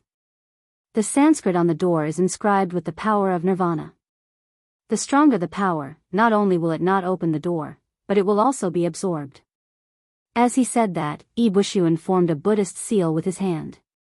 Specks of Buddhist light blossomed from his hand and seeped into the Sanskrit on the door. Seeing this, Xiao Mo and Su Jing's expressions didn't look good. Yi Bushuan, a person of the demonic path, had actually used the most orthodox Buddhist power. To the Buddhist lineage, this was simply a humiliation. However, as Yi Bushuan's power seeped into it, the door actually slowly opened. In an instant, an extremely destructive aura spread out. Everyone present couldn't help but release powerful astral chi in front of them to resist it. After stepping through the door, they came face to face with a huge palace. At the front was a huge statue of a god. It was impossible to tell whether the statue was male or female. It had 4 arms and 3 eyes. Each of its arms held a trident, an axe, a staff, and a long sword. As it danced, it gave off an extremely graceful feeling. However, below the statue, there were carvings of countless cities destroyed in flames. On one side was an extremely beautiful dance, and on the other side was a destroyed city. The statue's expression was calm and peaceful, without the slightest bit of evil aura. However, the scene itself was extremely evil. Yi Bushuan said in a low voice, "This is the main god worshipped by the Mahakala heavenly demon sect. His name is Shiva, the god of destruction. When he dances, his third eye will release a world-destroying fire that will incinerate everything. In fact, the ancestors of the sixth demon sect have calculated that the sixth demon king worshipped by the sixth demon sect is one of Shiva's incarnations. Both of them come from the same source. Evil god, heresy." Xiao Mo snorted coldly. A speck of golden Buddhist light had already flown towards the statue of Shiva. There were 2 major Buddhist sects in the world. Whether it was the Subodhi Monastery or the Great Light Temple, their orthodoxies and legacies might be different, but their core understanding of Buddhism was similar. The Buddhist lineage worshipped countless Buddhas and Bodhisattvas, but none of them were so evil. Although there were many things that could prove that the Mahakala heavenly demon sect was related to the Buddhist lineage, in Xiao Mo's opinion, this thing was definitely an evil god. Right at this moment, a sudden change occurred. The speck of Buddhist light did not destroy the statue. After the statue absorbed the speck of Buddhist light, it actually began to move. Its figure danced, and in its third eye, black flames bloomed. In an instant, it had already filled the entire hall. Seeing this scene, Xiao Mo was momentarily stunned. He was actually not a rash person. If he had felt that there was something wrong with this statue, even if he hated this evil god, he would not have acted rashly. However, in his perception, this statue was only carved from ordinary stones. Just like the door outside, it was only soaked with some nirvanic energy. How could it have such a change just by absorbing his Buddhist light? And at this moment, under the illumination of the black flames, everyone could see the other things in the hall clearly. The stone walls of the entire hall were carved with reliefs. Those reliefs were scenes of Shiva's incarnations destroying the world. At this moment, under the illumination of the black flames, they seemed to have come alive and attacked everyone. No one had ever seen such evil things before. If it was an array formation, they could not even see the slightest bit of array Tao radiance, so how could they break it? Without any clues, everyone could only use their own skills to defend against these strange things. But at this moment, Chu Xiu's body throbbed. It was an extremely familiar power. One of the reliefs had content that Chu Xiu was very familiar with. It was actually the scene of Shiva piercing through the three-link city with the arrow of annihilation. Narrowing his eyes, Chu Xiu condensed the three-link city arrow in his hand. The arrow of annihilation exploded towards the relief, instantly blasting it apart. An extremely ethereal aura surged towards Chu Xiu. In an instant, illusions appeared before Chu Xiu's eyes. It was the scene of Shiva holding the magic bow and destroying the three-link city of the Azura clan. That arrow brought extreme destruction and death. The three-link city, which was said to be impenetrable, was destroyed by this arrow. That feeling was completely different from when Chu Xiu was comprehending the three-link city arrow and watching Dugu Weiwei destroy the Iron Emperor castle with one arrow. Dugu Weiwei's triple-link city destroying arrow already possessed an aura that belonged solely to him. And now, the triple-link city destroying arrow that Chu Xiu was looking at was the most primitive arrow, just like a legendary epic. When Chu Xiu had immersed all his mental strength in it, the charm of that arrow had been deeply imprinted in his mind. All these things happened in Chu Xiu's mind. It seemed to take a long time, but in fact, it only took a moment. Chu Xiu seemed to understand something. He subconsciously looked at the statue of Shiva, whose three eyes were still blooming with black flames. The next moment, Chu Xiu directly rushed towards the statue of Shiva.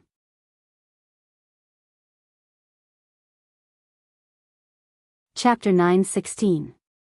The scene of Chu Xiu running towards the statue stunned the others. They did not understand what Chu Xiu was trying to do. Xiao Mo had a problem because he touched the statue, and now he was going to touch it.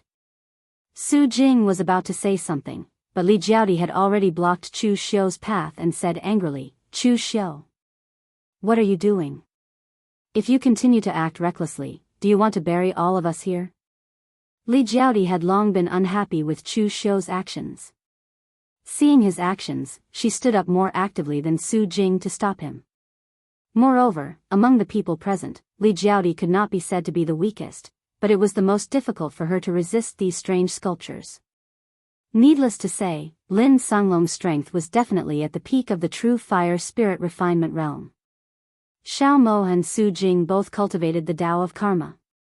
Putting aside their combat power, at least they would not hurt themselves when dealing with such a situation. Although Yi Bushuan rarely fought in the Jianghu, it seemed that he was not weak.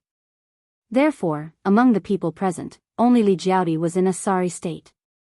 "Get out of the way," Chu Xiu said coldly. He had never had a good impression of this woman. Previously, She had dared to make irresponsible remarks in front of him just because she was an elder of the Hidden Devil clan. She simply did not know what she was doing. Li Jiaodi screamed, "Chu Xiu! Is this your attitude? Last time, you almost implicated the entire Hidden Devil clan. This time, you are still reckless and brainless. If you touch the statue, what if you cause trouble again? You do things impulsively, selfishly, and recklessly. Wuxia actually wants you to take over the Hidden Devil clan. I think he is also muddle-headed. He is simply acting recklessly." A cold light flashed in Chu Xiu's eyes. The true fire of inner strength burned in his arm, and he suddenly slapped out. Moreover, although it looked like he had only slapped out, it actually contained the power of the Black Tortoise Divine Palm of the Black Tortoise True Technique. The whistling Gang Qi instantly tore apart Li Jiaodi's protective Gang Qi. Perhaps she had never thought that Chu Xiu would dare to attack her in front of outsiders. Caught off guard, she was sent flying by Chu Xiu's slap and was almost burned by the black flames on one of the relief sculptures. Other than Lin Songlong, everyone else was stunned. Su Jing and Xiao Mok hadn't expected the relationship between the two of them to be so bad that they had no qualms about attacking each other. Although Yi Bushuan had heard some things about the Yinma clan, he did not expect Chu Xiu to fall out with him so easily. Looking at Li Jiaodi, Chu Xiu said coldly, Chu Xiu, don't hit women unless I can't help it. Is old Wei's name something you deserve to call? Are you qualified to tell me what to do? Li Jiaodi, don't provoke me again. I've killed more than 1 or 2 people in the true fire spirit refinement realm. If you have the guts, come and try. See if I dare to kill you. This woman was always confused. Even now, she did not understand what position she was in. Chu Xiu. I'm going to kill you. After being slapped in public, Li Jiaodi immediately fell into a state of madness. All these years, when had she ever been humiliated like this? Because there were relatively few female warriors in Jianghu, Li Jiaodi had been pursued by many people in Jianghu when she was young. To a large extent, her temper was accumulated at that time. Moreover, her luck and her talent were not bad. She actually cultivated to the true fire spirit refinement realm and became one of the big shots of the Yinma clan. Although she did not have much power, many of the younger generation of the Yinma clan treated her with respect. In addition, in the entire Yinma clan, whether it was Wuxia or the others, they did not want to lower themselves to the level of a woman. Therefore, she really had an illusion that she was extraordinary. Seeing that Li Jiaodi was about to rush over and fight with Chu Xiu, Yi Bushuan immediately stopped her and advised, calm down. Chu is not an idiot. He is also here now. He must know the consequences of touching the statue.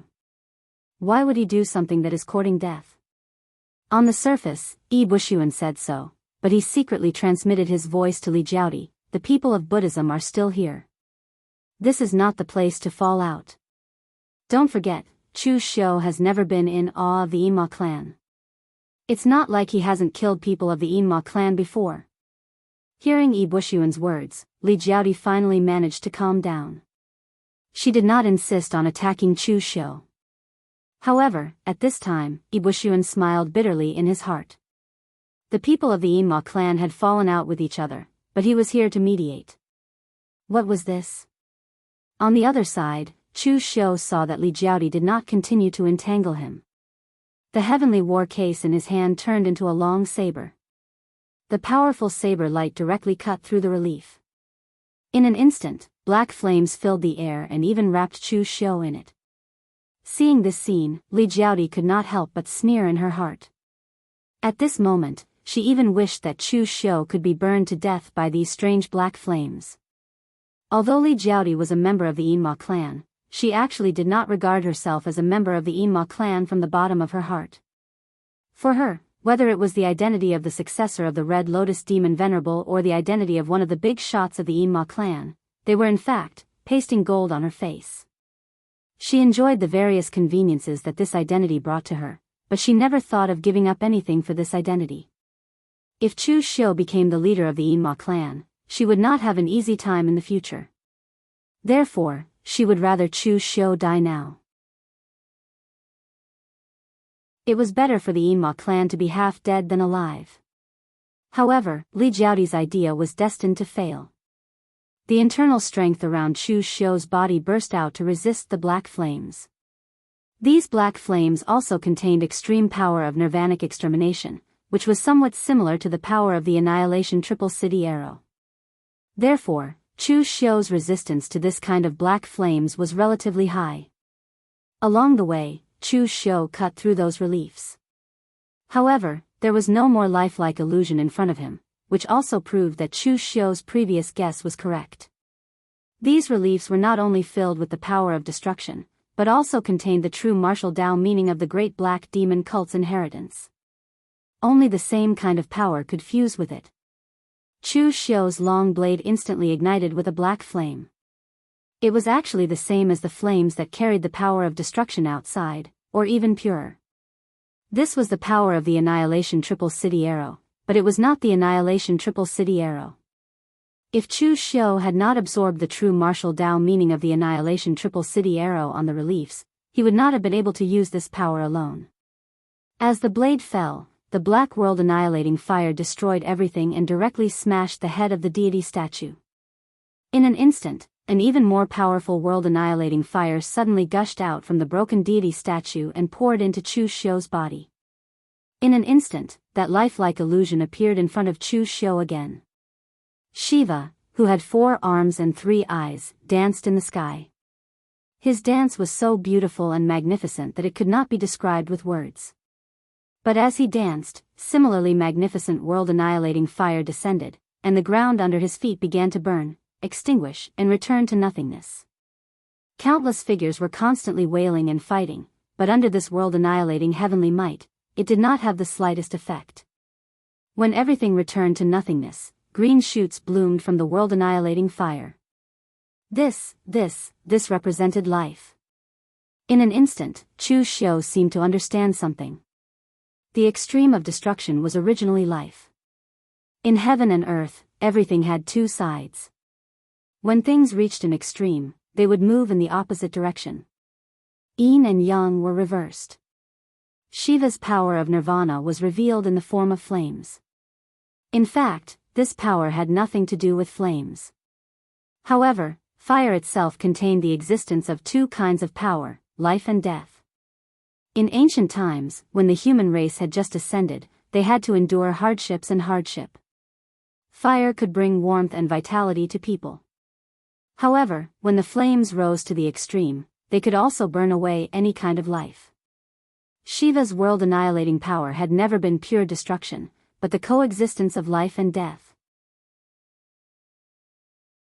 When the illusion disappeared, the seemingly endless black flames disappeared as well. The sculptures shattered one after another, and there were even large cracks on some of them. Everyone present looked at Chu Xiu with a slightly surprised gaze. They knew that Chu Xiu had definitely obtained something from that statue, but no one asked much. Who would easily tell others about something like a fortuitous encounter? The few people present either had a grudge against Chu Xiu, or they just met Chu Xiu by chance and had no relationship with him. Of course, he would not tell others. Of course, even if Chu Xiu told them, it would be useless. These relief sculptures and the true meaning of martial arts contained within the statue could only be activated with the same source of power. Otherwise, if they acted rashly, it would cause the power within the statue to backfire, just like what happened to Xiao Moha. Chu Xiu looked around and said, "Master Yi, it's up to you now. This place is very strange. Don't tell me that the entire ancestral ground of the Mahakala demon sect is actually just this hall." When the black world annihilating flames completely disappeared, everyone finally had the time to size up their surroundings. However, the strange thing was that the hall around them was a dead end. There was no exit at all.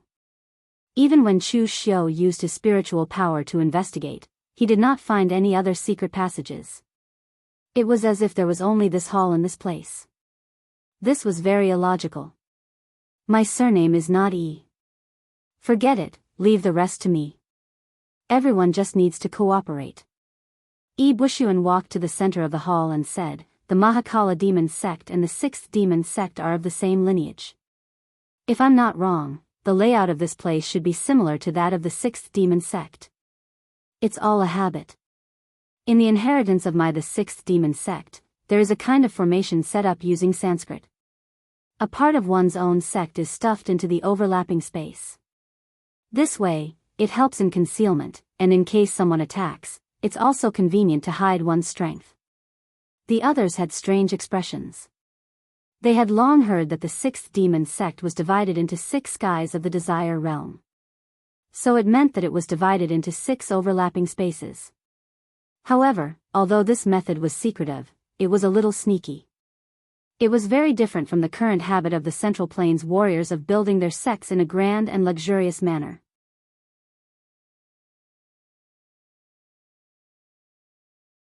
Chapter 9:17. Yi Bushuan stood in the middle of the dilapidated hall and formed seals with his hands. A mysterious aura drifted out from his body and spread throughout the entire hall, constantly wandering and searching.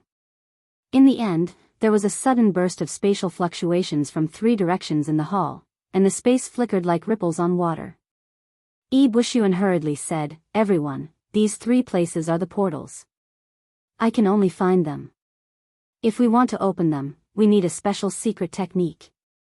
Right now, we don't have a way to enter, so we can only rely on you to forcefully break them." As soon as Yi Bushuan's voice fell, Lin Sunglong blasted out a punch. Amidst the roar of a dragon, the punch directly shattered the portal. Chu Xiu also slashed down with his saber, and the saber, which contained traces of the power of nirvanic extermination, split a portal in half. The last portal was directly shattered by a Buddhist seal from Su Jing. Looking at the 3 portals, Yi Bushuan said, "Everyone, there are 3 portals here. Shall we explore them separately or enter together?" Everyone present looked at each other and did not speak, but their meaning was already very clear. Of course, they would enter together. If they explored separately, who knew what the other party had and what they had here? This kind of thing was too much of a test of luck. Other low-level warriors were willing to try their luck, but for the warriors in the true fire spirit refining realm present, they believed in their own strength more and would rather snatch the treasures after discovering them. Yi Bushuan shrugged and took the lead to walk into a portal, and the others followed. Inside the portal was a long corridor, and the walls of the corridor were engraved with all kinds of strange patterns. However, the expressions of Su Jing and Xiao Maha became a little ugly, because there were many Buddha statues of the Buddhist sect on the wall. Although these Buddhas looked a little strange, they were indeed deeply connected to some of the Buddha statues of the Buddhist sect. At a glance, they could tell that they came from the same source. At this time, Chu Xiu suddenly looked at a mural and asked in surprise, "Master Yi, what does the Sanskrit on it mean?" Yi Bushuan seemed to have acquiesced to this title and did not subconsciously correct it. He took a look at the mural and said, "This is the origin of the great black heavenly demon cult's name. They worship the guardian god, the great black heavenly demon god. Of course, this is just a title given to them by the Kunlun devil cult in the past. If you translate it according to these Sanskrit words, hee." Yi Bushuan suddenly let out a strange laugh. He looked at Su Jing and Xiao Maha and said in a low voice, "According to the Sanskrit translation, it should be Vairocana Buddha. Of course, he has another name, Vairocana." The reason why Chu Xiu was interested in this mural was because it was 80% similar to Vairocana.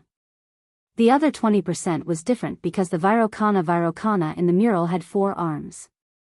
Furthermore, it was not the dignified image of a normal Vairocana. Instead, it was slightly ferocious and angry. Among the Buddhist techniques, the strongest technique Chu Xiu had was Master Tam Yuan's Great Sun-Changing technique, but Chu Xiu rarely used it anymore. With Chu Xiu's current strength, even Master Tam Yuan would not be his match at his peak. Naturally, this technique was not very useful to Chu Xiu. However, when he saw the mural just now, he suddenly had a strange feeling, as if he had thought of something, but also as if he had not. At this time, Su Jing's smile darkened, and he said coldly, "Nonsense. How could Vairocana be translated as such an evil god?" Yi Bushuan said calmly, it's up to you whether you believe it or not. The mural is placed here, and even a blind person can see the connection between him and Vairocana. Oh, Master Xiao Moha, please don't mind me. I'm just giving an example, not talking about you. Even if you don't know Sanskrit, there are definitely some Sanskrit classics left in your temple. If you don't believe me, then make a copy of this Sanskrit, and go back to see if it's the same as the Sanskrit of Vairocana described in your temple. Both Su Jing and Xiao Moha's faces darkened, but the truth was right there. They could not do anything about it even if they did not believe it. However, Chu Xiu was currently staring at the mural of Vairocana, or Mahakala. His gaze became extremely strange. On one side, there was a resplendent Buddhist light, and on the other side, there was an apocalyptic demonic flame. He seemed to have understood something. Mahakala was Vairocana, and Vairocana was Mahakala. One represented blazing vitality, and the other was gloomy annihilation.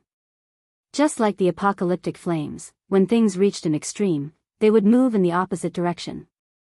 The legacy of this Mahakala demon cult was indeed extraordinary. Disregarding all the complicated appearances, its source was still yin and yang, life and death. Yi Bushuan exclaimed, "Official Chu, official Chu."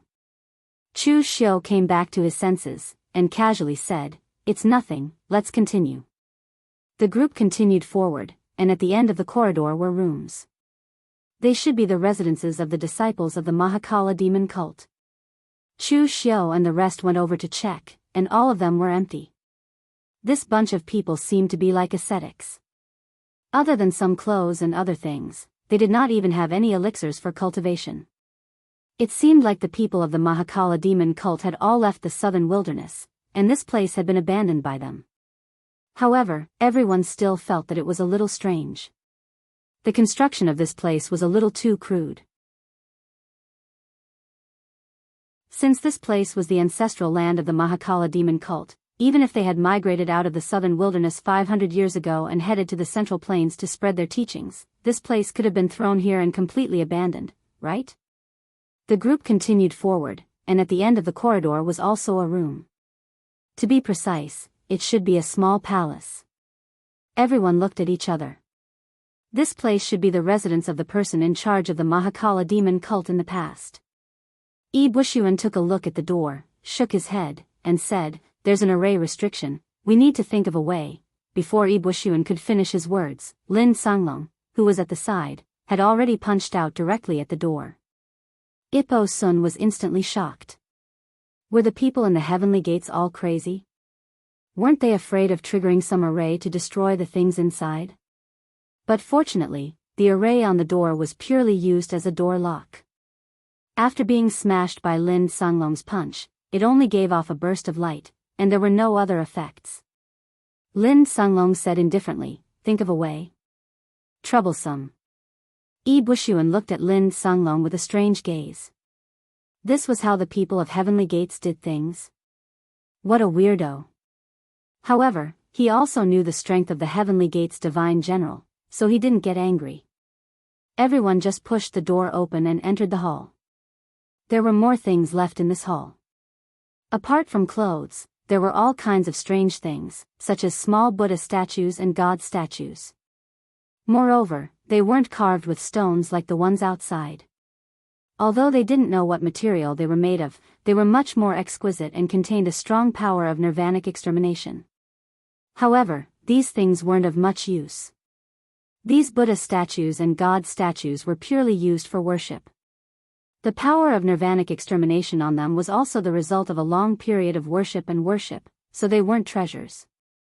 At this moment, Yi Bushuan's heart suddenly stirred, and he subconsciously looked in a direction. Although the cultivation method he cultivated was different from that of the Mahakala demon cult, they came from the same source, so he was very sensitive to some of the powers in this place.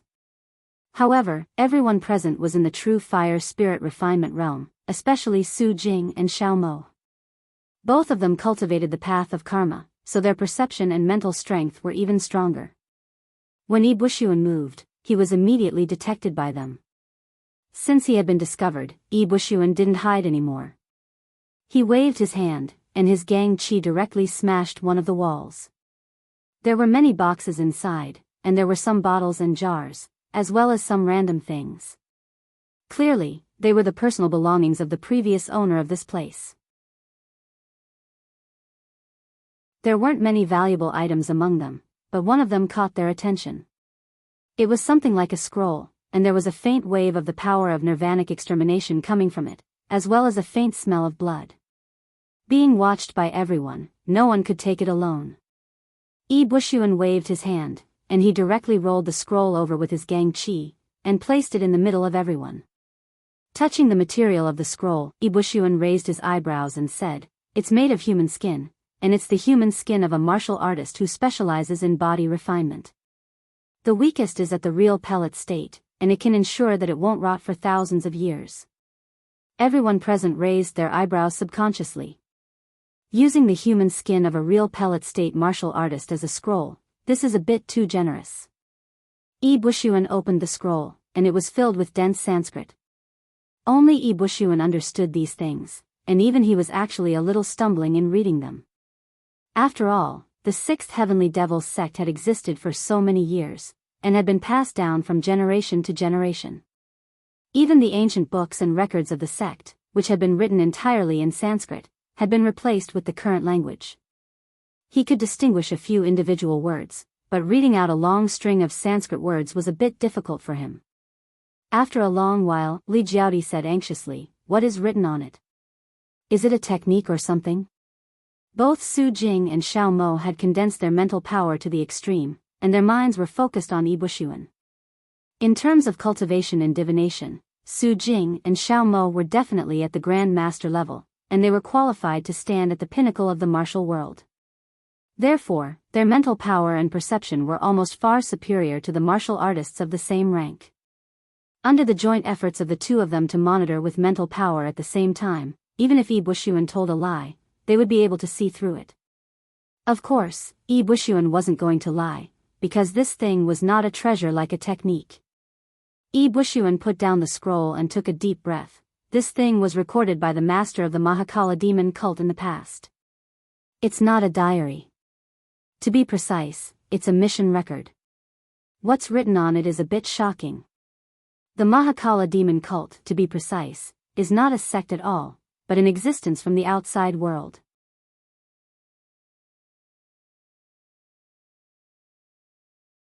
Chapter 9:18. Even if Wuxia didn't say it, everyone present knew that it was definitely not a diary. What kind of decent person would write a diary? Who would write down their inner thoughts in a diary? How could they be considered as inner thoughts if they were written down?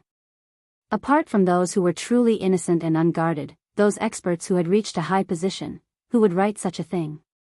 Looking at Wuxia's sigh, Li Jiaodi couldn't help but anxiously say, "Don't keep us in suspense." "What do you mean? What do you mean by coming from outside the domain?" Wuxia glanced at Li Jiaodi. Chu Xiu also glanced at Li Jiaodi. This woman really didn't know how to speak. It should be said that she didn't know what she was talking about.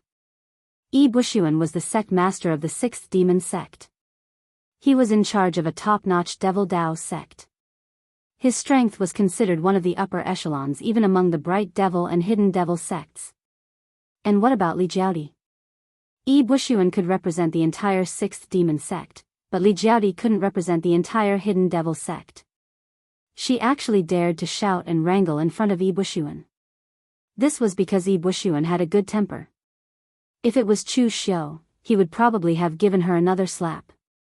He paused for a moment before continuing. According to what is written on this scroll, our so-called Mahakala demon cult, to be more precise, should be the Sanskrit sect, Shiva temple, and Mahakala deity palace. Therefore, the entire Mahakala demon cult is only a branch of the Sanskrit sect.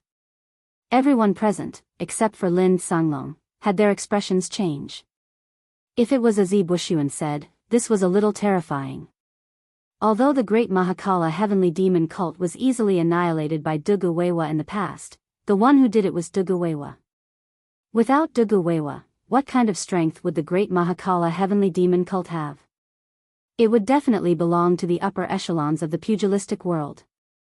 In the end, such a powerful Mahakala heavenly demon cult was actually a branch of a sect. This was simply inconceivable.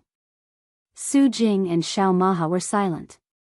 They had seen the name Sanskrit in the ancient records of their sect.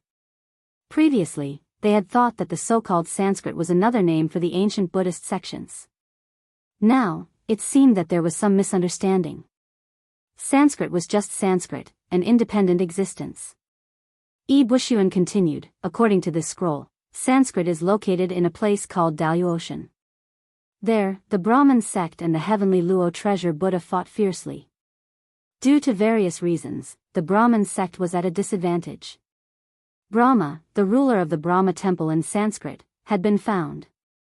I didn't quite understand what this word meant, but it seemed to be some sort of reversed usage of a key that would allow some people to return to the ancestral land and obtain what they needed. Then, the plan was executed.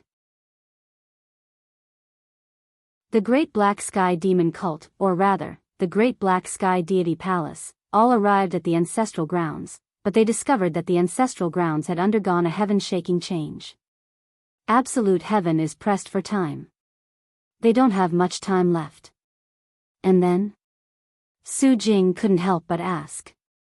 Bushuan pointed at the scroll and said, "That's it. You should know what happened next." The Great Black Sky Demon Cult walked out of the southern barbaric lands and was completely destroyed by the Kunlun Devil Cult. Everyone present let out a long breath, and their eyes flickered with a strange light. There wasn't much recorded in the scroll, and because of Bushuan's translation problems, some parts were still a little unclear. But the content recorded was extremely shocking, and it was related to some secrets of the ancient Great Calamity. They didn't know about the Sanskrit, but they knew about the heavenly Luo treasure Buddha. The heavenly Luo treasure Buddha was a top Buddhist sect in the ancient times, and this Sanskrit was able to fight against it. Although it was at a disadvantage, it was obvious that this Sanskrit was in existence on the same level as the heavenly Luo treasure Buddha. Most importantly, this incident happened 500 years ago. 500 years ago, the heavenly Luo treasure Buddha, which only existed in ancient legends, was fighting against the Sanskrit. What did this mean? It meant that the ancient Buddhist sect, the heavenly Luo treasure Buddha, still existed. At least 500 years ago, it existed in a place called the Daoist. In fact, everyone had always been very curious about the whereabouts of the ancient sects and the group of experts after the ancient Great Calamity. However, although they were curious, they did not find any direct evidence to prove where the ancient sects had gone. There were only some scattered records. Coupled with their guesses, they could more or less come to a conclusion, and that was that a portion of the ancient sects had indeed successfully avoided the calamity. And now, the things recorded in this scroll were the most direct evidence. The so-called sky-splitting plan of the ancient great sects had indeed succeeded. They had found a place called Daluo Celestial, and from the looks of it, they were living quite well. It was very simple to come to the conclusion that they were living well. If they still had the mood to fight each other and worship Buddha, then they must be living well. If they were to become like the Green Capital, even living would be tiring. How would they still have the mood to fight and worship Buddha? Everyone present was clearly shocked by this news. The only ones who were clear-headed were Li Jiaodi and Lin Sunglong. Li Jiaodi was calm because she didn't care about these things at all. To her, she didn't care about the ancient secrets and other messy things. She only cared about how much she could benefit from her line of work. As for Lin Sunglong's calmness, Chu Xiu felt a little puzzled. He had always felt that from the moment they entered, Lin Sunglong seemed to have known about these things in advance. What he wanted was only one thing in the great black heavenly demon cult. As long as he got that thing, everything else didn't matter. After digesting what they had just learned, they turned around and went to the other two portals to check them out. There was nothing special about the second portal. It was a small palace, and each palace had a statue of a god. There were even incense offerings on it. This place was very normal. Places like the Great Light Temple and Sabodhi Monastery had such places to worship Buddhas and Bodhisattvas. Moreover, this place also indirectly proved that the Buddhist lineage had a deep connection with Sanskrit. Some of the statues were quite similar to the Buddhas, Bodhisattvas, and protectors of the Buddhist lineage. When they stepped into the third portal, what appeared in front of them was a bronze door covered with arrays. Previously, the surrounding buildings were all built with the local black stones, but this place was actually sealed with a bronze gate. It was obvious that this was not an ordinary place. Yi Bushuan walked over to take a look and said in a deep voice, "Master Su Jing and Master Xiao Mok, it's up to you. The array laid here is a protective array. If you break it with force, it will easily cause a backlash. Both of you should be proficient in arrays. Break the array with an array and open this door." Su Jing and Xiao Mok did not waste any time and immediately took action. They used some extremely simple tools to set up an array and collided with the array on the bronze door, finally destroying it. It seemed like the people from the Great Black Heavenly Demon cult had really been in a hurry. Although the portal seemed to have been built with some effort, the strength of the array was not too strong. After pushing open the door, what appeared before everyone's eyes was a place similar to a treasure vault. Everyone's eyes lit up. This was the place they were looking for. Even if the Great Black Heavenly Demon cult had been in a hurry, they must have built such a place and left their precious items here. This was so that if they carried their items with them, they would lose them or fall into the hands of others if something happened to them. Before everyone could react, Lin Sunglong's figure shot out like a cannonball. In the blink of an eye, he appeared in the treasure vault and grabbed something. This divine general of the heavenly gates had always kept a low profile. Apart from Chu Xiu, the others had almost ignored him. When they saw that Lin Sunglong had made the first move, Su Jing and Xiao Mok immediately acted to stop him. No matter what Lin Sunglong wanted, he couldn't let Lin Sunglong take the initiative. Su Jing formed a Buddhist seal, and the moment Lin Sunglong landed, he took the initiative to step into a golden lotus. In an instant, he was covered by a Buddhist light. At the same time, Xiao Mok chanted Buddhist scriptures. Amidst the faint sound of Buddhist chanting, a hazy Buddhist shadow descended, seemingly suppressing him. Lin Sunglong snorted coldly and transformed into a huge dragon. As the dragon roared, it fought against the heavens. A powerful and terrifying fist intent tore everything apart. As the dragon roared, the golden lotus shattered and the Buddhist shadow was smashed by Lin Sunglong's fist. Su Jing and Xiao Mok's expressions changed. They had not expected this divine general of the heavenly gates to be so exaggerated. Even when the two of them attacked together, they were unable to stop him. Chu Xiu had originally wanted to attack as well. However, when he saw the thing that Lin Sunglong was heading towards, he stopped in his tracks. There was only one thing in the direction that Lin Sunglong was heading towards. It was a box with a stone on it. However, there were extremely complicated patterns on it. It looked like it had been carved by someone, but it also seemed natural.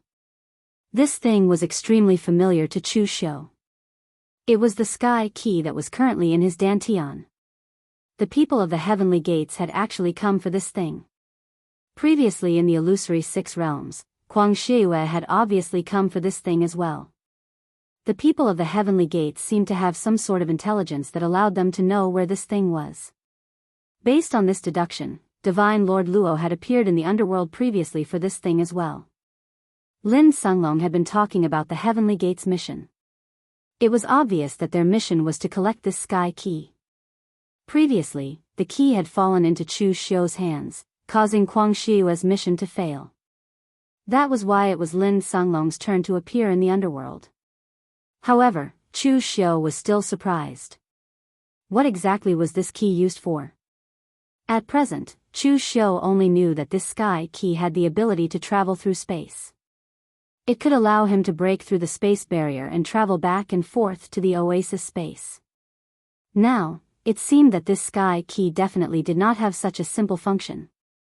Could it really allow people to travel to the heavens?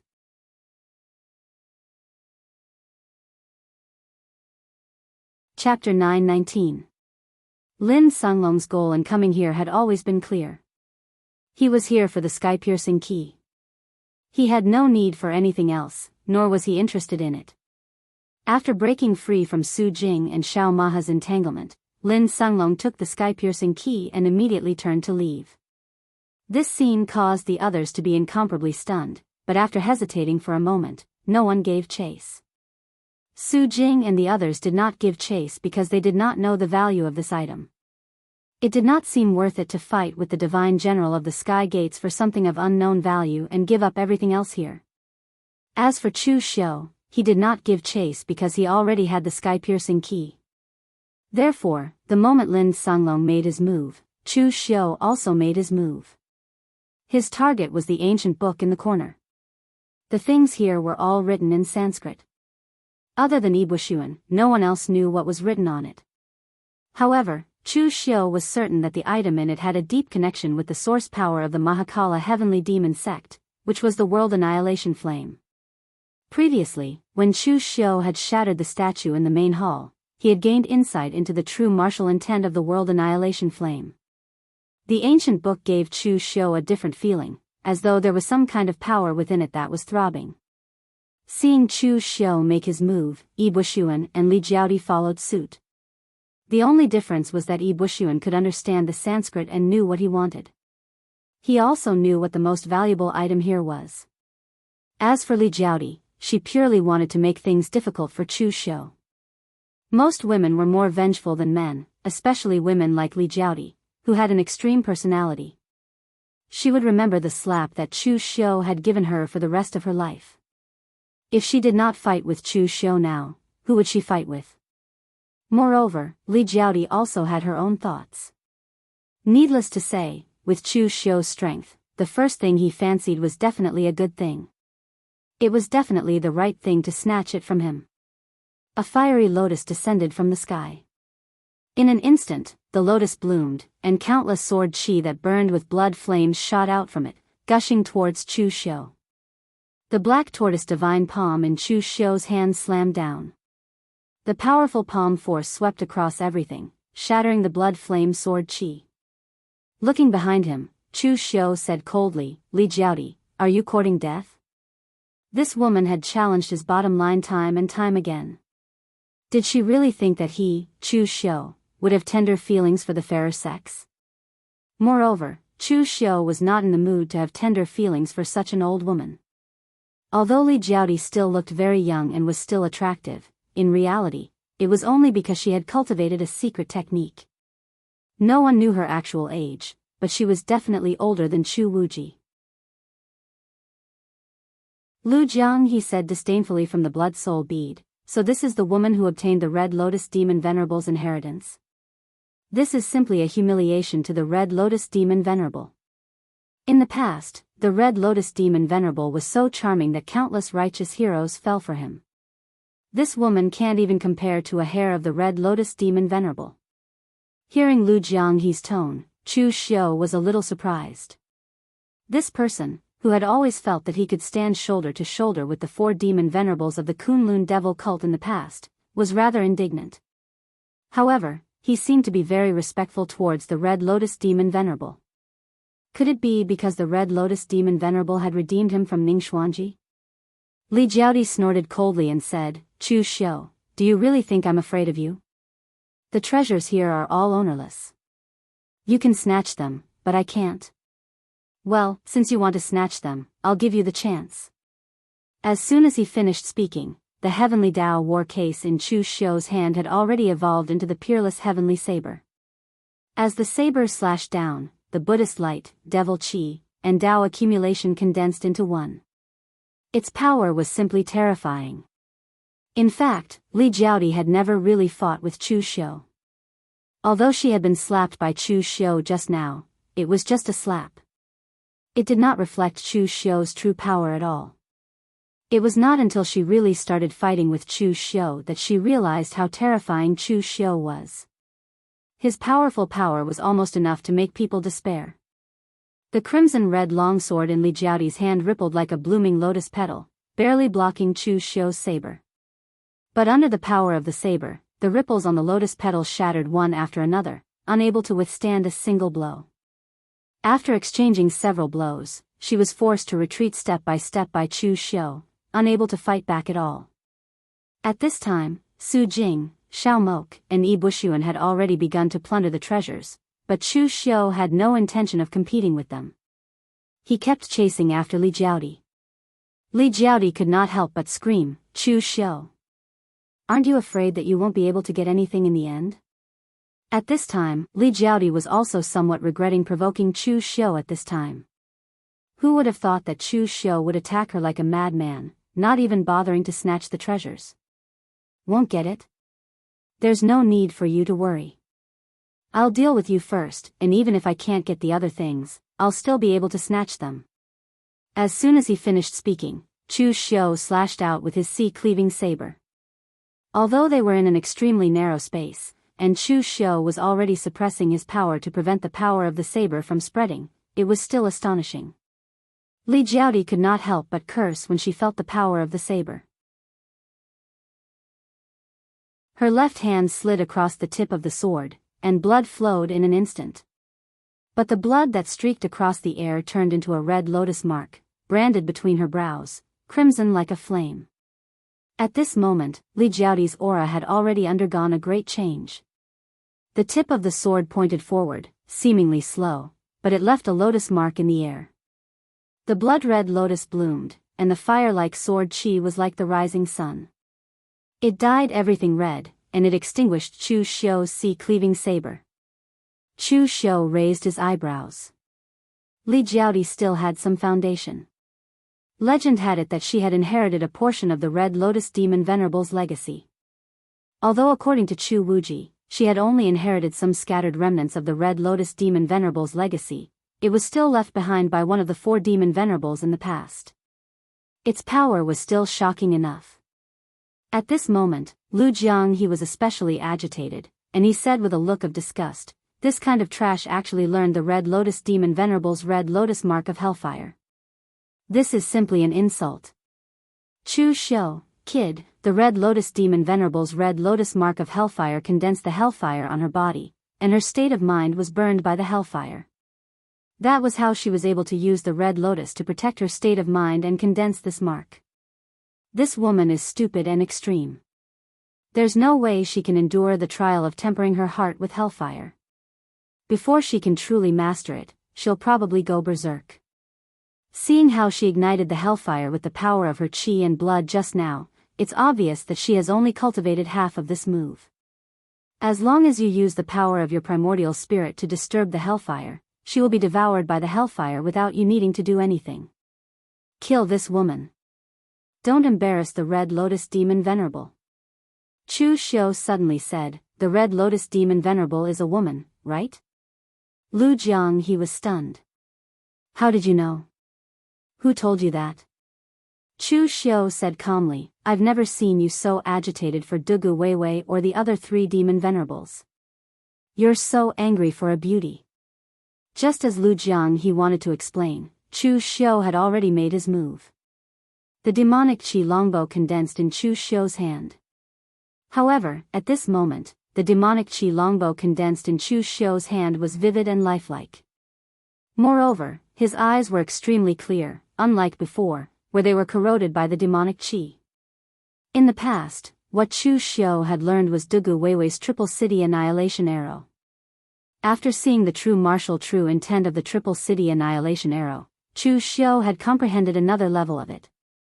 Therefore, what Chu Xiu used now was not the original Triple City Annihilation Arrow, nor was it Dugu Weiwei's Triple City Annihilation Arrow. Instead, it was the Triple City Annihilation Arrow that belonged to him, Chu Xiu.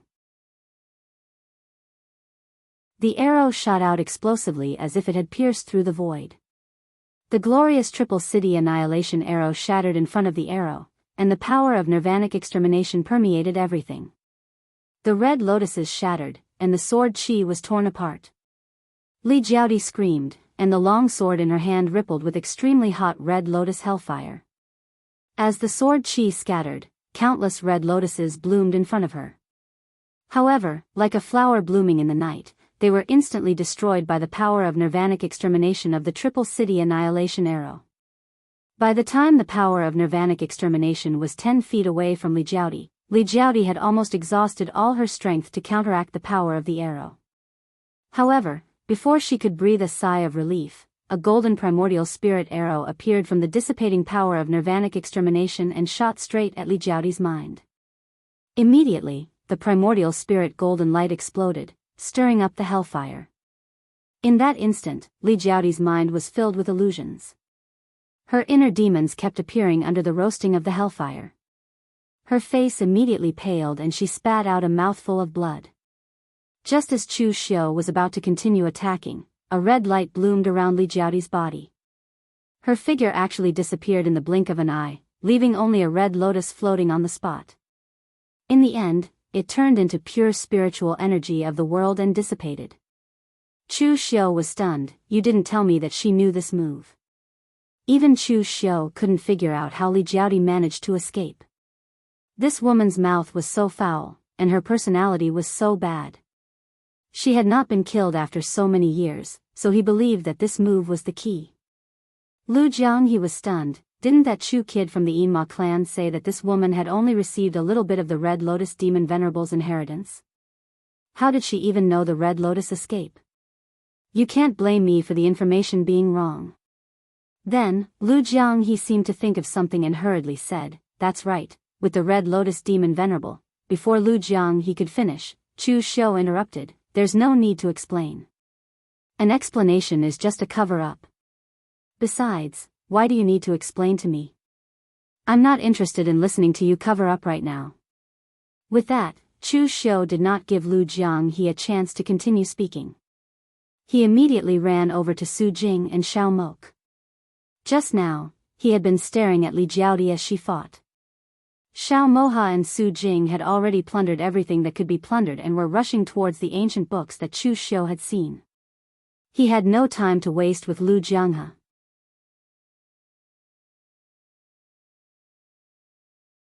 Chapter 920. In the eyes of Su Yan and Xiao Mok, the battle between Chu Xiu and Li Jiaoti was a dogfight. They were happy to see the internal strife of the Yinma lineage, but they had not expected Chu Xiu to finish off Li Jiaoti so quickly and attack them in the blink of an eye. In terms of pure combat strength, both Su Jing and Xiao Mok were actually inferior to the current Chu Xiu. However, warriors who cultivated the Tao of Karma had a slightly different battle style from others. The difficulty of dealing with them was not something that ordinary people could compare to. However, the result was very different when they encountered Chu Xiu. Chu Xiu had not cultivated the Tao of Karma that was purely used for divination, but the heaven's sun gazing at air could be considered a secret technique that could deduce the secrets of heaven. Now, Chu Xiu no longer used the heaven's sun gazing at air to fight his enemies. At most, he would use the heaven's sun gazing at air to lock onto his opponent's dodging position in advance when he used the triple city destruction arrow. Every arrow was almost guaranteed to hit its target.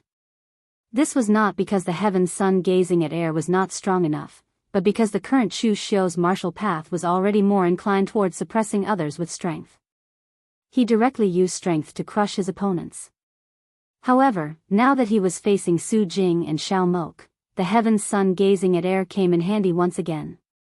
Su Jing formed a Buddhist seal with his hand, and Buddhist shadows descended one after another, crushing towards Chu Xiu. However, every Buddhist shadow seemed to target all of Chu Xiu's weaknesses. Although Xiao Mok had lost his sight, his perception had increased by a notch ever since he lost his sight. He chanted Buddhist mantras, which resounded in Chu Xiu's mind, but in reality, it was also weakening his perception.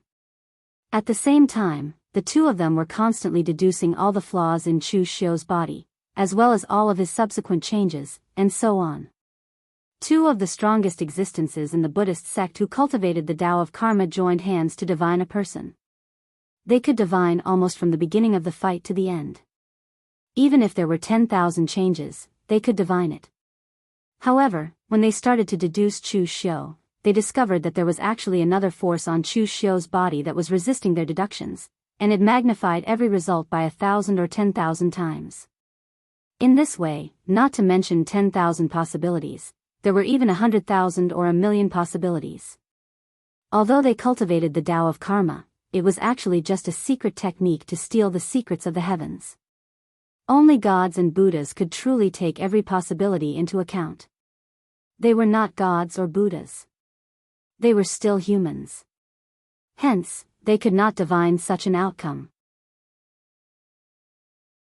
Su Jing and Xiao Mok turned their heads towards each other at the same time. Su Jing was looking at Xiao Mok, while Xiao Mok was looking at him out of habit. This situation could only mean one thing. Chu Xiu had also cultivated a secret technique that involved the Tao of Karma. Furthermore, his level of cultivation was not low. However, what they could not understand was how someone like Chu Xiu was able to cultivate such a secret technique. Where was the justice in this world? Before they could recover from their shock, Chu Xiu had already made his move. The sea-cleaving saber swept everything with its monstrous might. The sharpness of the saber forced them to retreat. At this moment, Chu Xiu formed a Buddhist seal with his hand and cast the great sun-shifting technique that he had not used for a long time. The Mahavarokana Dharma appeared behind Chu Xiu. It struck with its palm, and the scorching and dazzling Buddhist light suppressed everything. Su Jing and Xiao Mok felt very uncomfortable when they saw Chu Xiu, a person of the demonic path, use the Buddhist Dharma. However, they could still withstand this move. Su Jing's white and plump smiling face was solemn and serene. He unleashed the 9 transformation lion roar of the Great Light Temple. Every time he roared, there would be ripples, and the Buddhist light in front of him would dissipate. On Xiao Mok's side, there were thousands of Buddha shadows circling around him. They were bathed in the light of the great sun. Not only were they unharmed, but they were also absorbing the power of the light. However, at this moment, something strange happened. The Mahavarokana Dharma behind Chu Xiu suddenly changed. A black dot appeared on the forehead of the Dharma. As the black dot gradually expanded, the solemn Mahavarokana Dharma turned into an angry one. 2 arms appeared behind him, and they formed a seal at the same time. In an instant, the black dot had completely infected Mahavarokana, turning him into the Mahavarokana demon god. Mahavarokana, Mahavarokana. The pinnacle of light was darkness. The Mahavarokana chanted, but what it brought was endless eternal night. In an instant, Su Jing and Xiao Mok's vision went dark. Endless power of nirvanic extermination invaded their bodies. Under this pressure, they could not sense anything. They could only use all the power in their bodies to resist it. Yi Bushuan, who had already gotten what he wanted, had been observing the battle between Chu Xiu, Su Jing, and Xiao Mok. He was not of the lurking devil lineage, so he would not help Chu Xiu if he wanted to take the treasure. However, he was of the demonic path. Furthermore, he was from the 6th demon sect, which had a great feud with the Buddhist path. Therefore, he had already made plans. If Chu Xiu was at a disadvantage and in danger, he would help. He could discuss the Buddhist path, and he could earn a favor from the lurking devil lineage. However, after seeing Chu Xiu make his move, he knew that he could only watch from the sidelines. Chu Xiu's victory was already secured. It was no wonder that an old monster like Wei Shia would treat Chu Xiu as his successor. He had even used all his connections and power to send Chu Xiu to the position of the lurking devil lineage's successor. Putting everything else aside, Chu Xiu's shocking talent in the martial Dao was definitely the most terrifying person a Boxen had ever seen.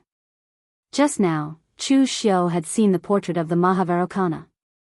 Yi Bushuan had translated to him that the Mahavarokana was the Vairokana. It had only been a short while, but Chu Xiu had already figured out the key and connected the 2 powers. This level of comprehension and talent was simply terrifying.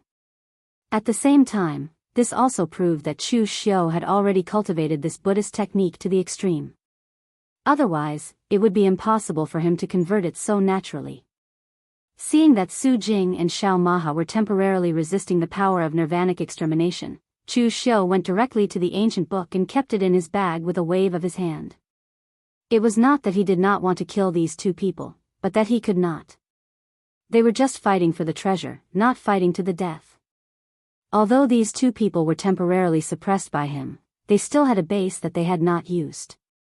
After all, this was the southern land, which was considered the sphere of influence of the Subodhi monastery. Chu Xiu did not want to delay for too long. Who knew if Rama would suddenly attack? Therefore, after getting the item, Chu Xiu turned and left. When Yi Bushuan saw that Chu Xiu had left, he naturally would not stay here any longer. He left immediately as well. Otherwise, he would easily become the punching bag of these two monks. When Su Jing and Xiao Maha finally completely offset the power of nirvanic extermination in front of them, they looked at the empty hall and suddenly sighed. Previously, you said that you miscalculated the karma of Chu Xiu, but now I suddenly feel that you did not miscalculate. Xiao Maha was surprised. What do you mean? Su Jing's fat face no longer had the smile of a Maitreya Buddha. Instead, there was a trace of worry. With Chu Xiu's talent and potential, and more importantly, his ruthless nature, I am worried that he will grow to the level of Dugu Weiwei in the future. At that time, let alone your Subodhi monastery, any sect in the world will be at risk of being annihilated. Xiao Maha was stunned. Then, he shook his head. Absolutely impossible. In the past 10,000 years, there has only been one Dugu Weiwei in the Jianghu. How could another demon like him appear so soon? Chu Xiu's talent and potential were indeed frightening, but Dugu Weiwei was already in existence that made people despair. No matter how much Xiao Maha thought of Chu Xiu, he would not elevate him to the level of Dugu Weiwei. Su Jing smiled bitterly. I hope that I'm just worrying for nothing. After a moment of silence, the two of them left. However, Su Jing returned directly to the Great Light Temple, while Xiao Maha had someone take over the ruins of the Great Black Heavenly Demon cult. Although the place had been ransacked by everyone, there was no guarantee that they would not overlook anything. It was worth searching again. At this time, in the outside world, Chu Xiu had already found a secluded place to read through the book. However, when he opened it, he suddenly smacked his head. He had miscalculated. He had only felt that this thing had some connection to the flames of annihilation that he had comprehended. However, he had forgotten that all the words in the Great Black Heavenly Demon cult were written in Sanskrit. This cultivation method must be the same. At this time, Ibushuan walked out of the black fog like a ghost. He smiled and said, Official Chu, are you worried about the cultivation method? If Official Chu trusts me, I can help you translate these cultivation method books. The cultivation methods of the sixth demon sect were written in Sanskrit in the beginning. They are cryptic and difficult to understand. It took several generations of hard work before we finally succeeded in translating them. It might take some effort to translate those ordinary words, but I can guarantee that I will be accurate when translating this cultivation method. Moreover, Official Chu, you don't have to worry about me secretly learning this cultivation method. Although the Great Black Heavenly Demon cult and the sixth demon sect come from the same source, our martial arts are completely different. The legacy of the sixth demon sect is not inferior to that of the Great Black Heavenly Demon cult. It's not worth it to switch to another cultivation method. Not everyone in the pugilistic world is like Official Chu, who can cultivate Tao, Buddhism, and demonic. Yi Bushuan had no ill intentions for appearing here. He had purely come with the intention of forming a good relationship. Translating the cultivation method was just a slight effort. Just based on the talent and comprehension that Chu Xiu had displayed just now, it was worth his investment. Chu Xiu did not even think about it before saying, then I'll have to trouble Master Yi. Not to mention that he wasn't worried about Yi Bushuan secretly learning it. Even if Yi Bushuan directly made a copy of the cultivation method, he wouldn't be worried. Even if two people from the same sect learned the same cultivation method, the effects would be different. Take Chu Xiu's heaven extinguishing earth annihilating oblivion killing fist for example. There were many people in the pugilistic world who knew it, but when Chu Xiu used it, it had a unique martial rhythm that belonged to him. The Great Black Heavenly Demon cult's cultivation method was the same. He had first obtained the true martial intent of the world-annihilating flame from the statue of Shiva. Therefore, in the entire pugilistic world, he was the only one who could truly understand the true martial intent within. In fact, he wasn't even worried that Yi Bushuan would translate it unintentionally or intentionally, because the feeling of the true martial intent was the most reliable.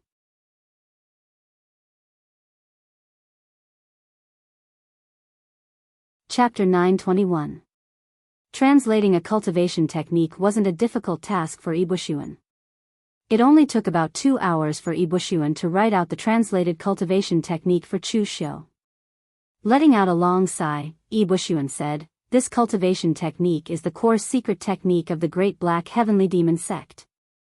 It's hard to say the name after the translation, but according to the customs of the Kunlun Devil cult, it's more appropriate to call it the Great Black Heavenly Demon technique. There are many records regarding the Great Black Heavenly Demon sect, or rather, records regarding the Sanskrit religion, which allowed me to gain something. The sixth demon sect is indeed a part of the ancient Sanskrit religion. The Great Black Heavenly Demon sect is a Sanskrit religion, and the Great Black Heavenly Demon Palace in Shiva Temple is one of the incarnations of Shiva. And the sixth demon sect's predecessor is the sixth demon palace in Shiva Temple. The sixth demon is also one of the incarnations of Shiva. With regards to finding out the origin of his sect, Wuxia only felt a sense of satisfaction from solving a riddle, but he wasn't really excited about it. In the ancient times, the people of the sixth demon palace were all dead. It was later people who discovered the ruins and built the sixth demon sect. So in reality, there wasn't much of a connection between the two, and Wuxia wasn't interested in finding an ancestor of the ancient times either. At this time, Wuxia flipped to the last page of the ancient book and said doubtfully, "There's something like this on the last page of the ancient book. There aren't any words or annotations on it, and looking at the material, it seems to have been added in later and rebound. I can't tell what it is." Chu Xiu took a look. The thing that Wuxia was talking about was a painting. In fact, it couldn't even be considered a painting. It was a very strange thing. At a rough glance, it looked like a few irregular circles of bubbles squeezed together. However, upon closer inspection, these circles of bubbles were marked with various points and lines. There seemed to be a pattern to them. Although Chu Xiu could not understand them, he had a vague feeling that he could not understand them. Unable to guess what it was, Chu Xiu didn't delve too deeply into it. He planned to take it back and study it slowly. "Many thanks, Master Yi." Wuxia smiled. "No need to be so polite, Official Chu. You and I are both from the demonic lineage, so this small matter is nothing." After chatting a bit more with Wuxia, the two said their goodbyes and left. It had to be said that Wuxia, or perhaps the entire sixth heavenly devil sect, was very smart. When you don't have the strength, you don't pick a side. What do you mean by being neutral? That's just courting death. However, if you maintained a neutral stance after gaining strength, then you would become the target of both sides. The sixth heavenly demon sect was located far away in the South China Sea. They rarely participated in the disputes of the Central Plains, so the bright demons and the hidden demons didn't have any ill feelings towards them. In addition, the other party was strong enough, so both sides were even more unwilling to offend such a person. Wuxia had even more good karma. It was said that he had a good relationship with Eastern Emperor Tai. Right now, Chu Xiu owed him a favor. In the future, if Chu Xiu truly took charge of the Yinma clan, this favor would be worth a lot of money. If Chu Xiu were to die prematurely, it wouldn't matter. Anyway, he wouldn't lose anything. After returning to the Jianghu Hall, Chu Xiu just called Mei Qinglian and the others to ask if there was anything important. Then, he went into seclusion. After Wuxia had translated the Great Black Sky Demon skill, Chu Xiu was prepared to cultivate it. It wasn't difficult to cultivate this skill, because Chu Xiu had already obtained the true meaning of Shiva's martial path from the statue of Shiva and seen the apocalyptic fire.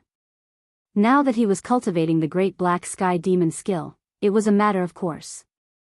The Great Black Sky Demon God was one of Shiva's incarnations. It was in charge of destruction, and its form was the three-eyed, four-armed one in the temple. It could cultivate the apocalyptic fire, and its power was incomparably domineering. As for Chu Xiu's Triple City Annihilation Arrow, it was a secret skill of the Great Black Sky Demon skill, and also an extremely powerful one. After more than a month, Chu Xiu had more or less mastered the Great Black Sky Demon skill. Looking at the drawing on the last page of the book, Chu Xiu thought for a moment, then sent for Grandmaster Yuan Ji. Among the people under Chu Xiu, when it came to miscellaneous knowledge, no one could compare to this unorthodox divination Grandmaster. When Chu Xiu sent for Grandmaster Yuan Ji, he was in a brothel, hugging a girl and watching her dance. As he watched, he stared at the girl's slender waist, wondering if he should redeem the girl. During this period of time, Grandmaster Yuan Ji could be said to be very comfortable. He was originally a Northern Yen person. Previously, he was the #1 fortune teller of the Northern Yen and had a great reputation in the Northern Yen. It was only because of Nie Renlong that he was forced to leave the Northern Yen. Now that he was back, it could be said that he was returning to his hometown with glory. Moreover, compared to his previous reputation as the #1 fortune teller, he now had the backing of someone. Other warriors of the Jianghu Hall had to go out and suppress the martial arts of the Northern Yen to prevent some people from causing trouble and maintaining order. Although they were not too busy, they still had things to do. However, Grandmaster Yuan Ji was a fortune teller. Naturally, he would not do things like fighting and killing. Therefore, he returned to his old profession in Yanjing City, which was fortune telling. Of course, it was not cheap. Chu Xiu knew all this, but he did not stop them. As long as his subordinates maintained absolute loyalty and execution ability, he did not care about anything else. Of course, Grandmaster Yuan Ji was also very tactful.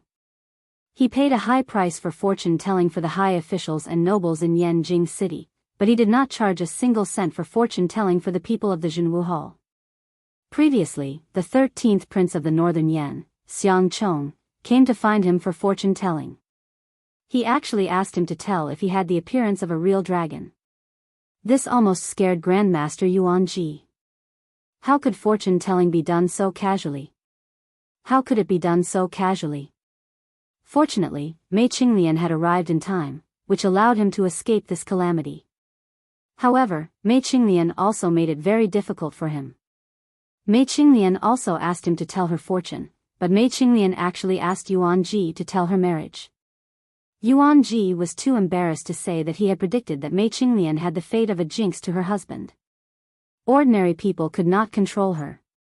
Therefore, Grandmaster Yuan Ji could only say a lot of good words, which sent Mei Qinglian away. At this time, hearing Chu Xiu's summon, Grandmaster Yuan Ji did not care about her small waist. He immediately let go of the girl in his arms and went to see Chu Xiu. When Chu Xiu saw Grandmaster Yuan Ji panting and running over, he wondered, "What have you been doing? Are you not in the Jianghu Hall?" Grandmaster Yuan Ji smiled awkwardly. "I went to the martial arts practice field to cultivate. Although it was useless, I took it as a way to strengthen my body." Chu Xiu did not care. He handed the strange pattern to Grandmaster Yuan Ji and told him about the Mahakala demon cult. Then, he asked, "Can you tell what this thing is?" The Mahakala demon cult placed it on the last page of their cultivation manual. Obviously, this thing is also extremely important to them. Grandmaster Yuan Ji took a deep breath, and the expression on his face became solemn. The things that Chu Xiu told him challenged his worldview. Among them, there were also some secrets from ancient times and so on. Grandmaster Yuan Ji looked at it for a long time before saying, "Official Chu, to be honest, I have never seen this thing, but I have some guesses." "Feel free to say it." Grandmaster Yuan Ji said, "Official Chu, do you think the world we are in is round or round?" This was not the Earth of Chu Xiu's previous life. This world was actually very strange. The West Pole was an uninhabited desert, the North Pole was a wasteland, the South Barbarian was a mountain and bordered the sea, and the East Pole was a sea. It was said that a powerhouse once built a huge ship and headed to the South Sea. In the beginning, there were countless islands and many overseas martial artists. However, as he headed further south, there were endless storms that even tore his ship apart. He relied on his powerful cultivation to tread on the water, but at the end of the South Sea, there was only a boundless abyss cliff that devoured the seawater. It was as though there was no end to it. That was the end of the world. Of course, this was only a legend. No one would be so bored as to spend half of their life to take a look at the end of the world. Therefore, in response to Grandmaster Yuan Ji's question, Chu Xiu pondered for a while and said, "Now it seems that it is round." Grandmaster Yuan Ji said, "About that, it's both right and wrong." We fortune tellers like to study such things, which is why we had some guesses before. It's said that the world we are in is round, and square, but is there a sky beyond this sky? My lord, take a look at these round things. If they are skies, then our world is within them. However, there are other skies beyond the skies, and within the skies, there is another world. 1, 2, 3, 4, 5. 5 skies surround each other and form another circle, while the outside world is another boundless sky, forming another round sky. Based on the clues we have now, the major sects of ancient times came up with the plan to split open the skies before the calamity came. In that case, they must have broken through this layer of the sky and gone to another.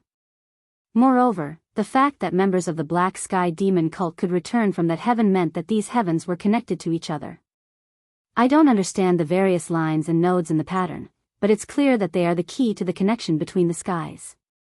Having said all that in a single breath, Grandmaster Yuan Ji breathed a long sigh of relief. Those things were rather shocking, and even if he had deduced everything, he would not dare to say that everything he thought was correct.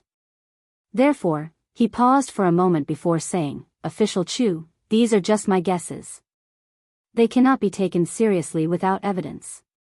Chu Xiao nodded, stroking his chin. While it was all Grandmaster Yuan Ji's guesses, he felt that his analysis was not far from the truth. Moreover, the role of the Sky Gate was also very suspicious.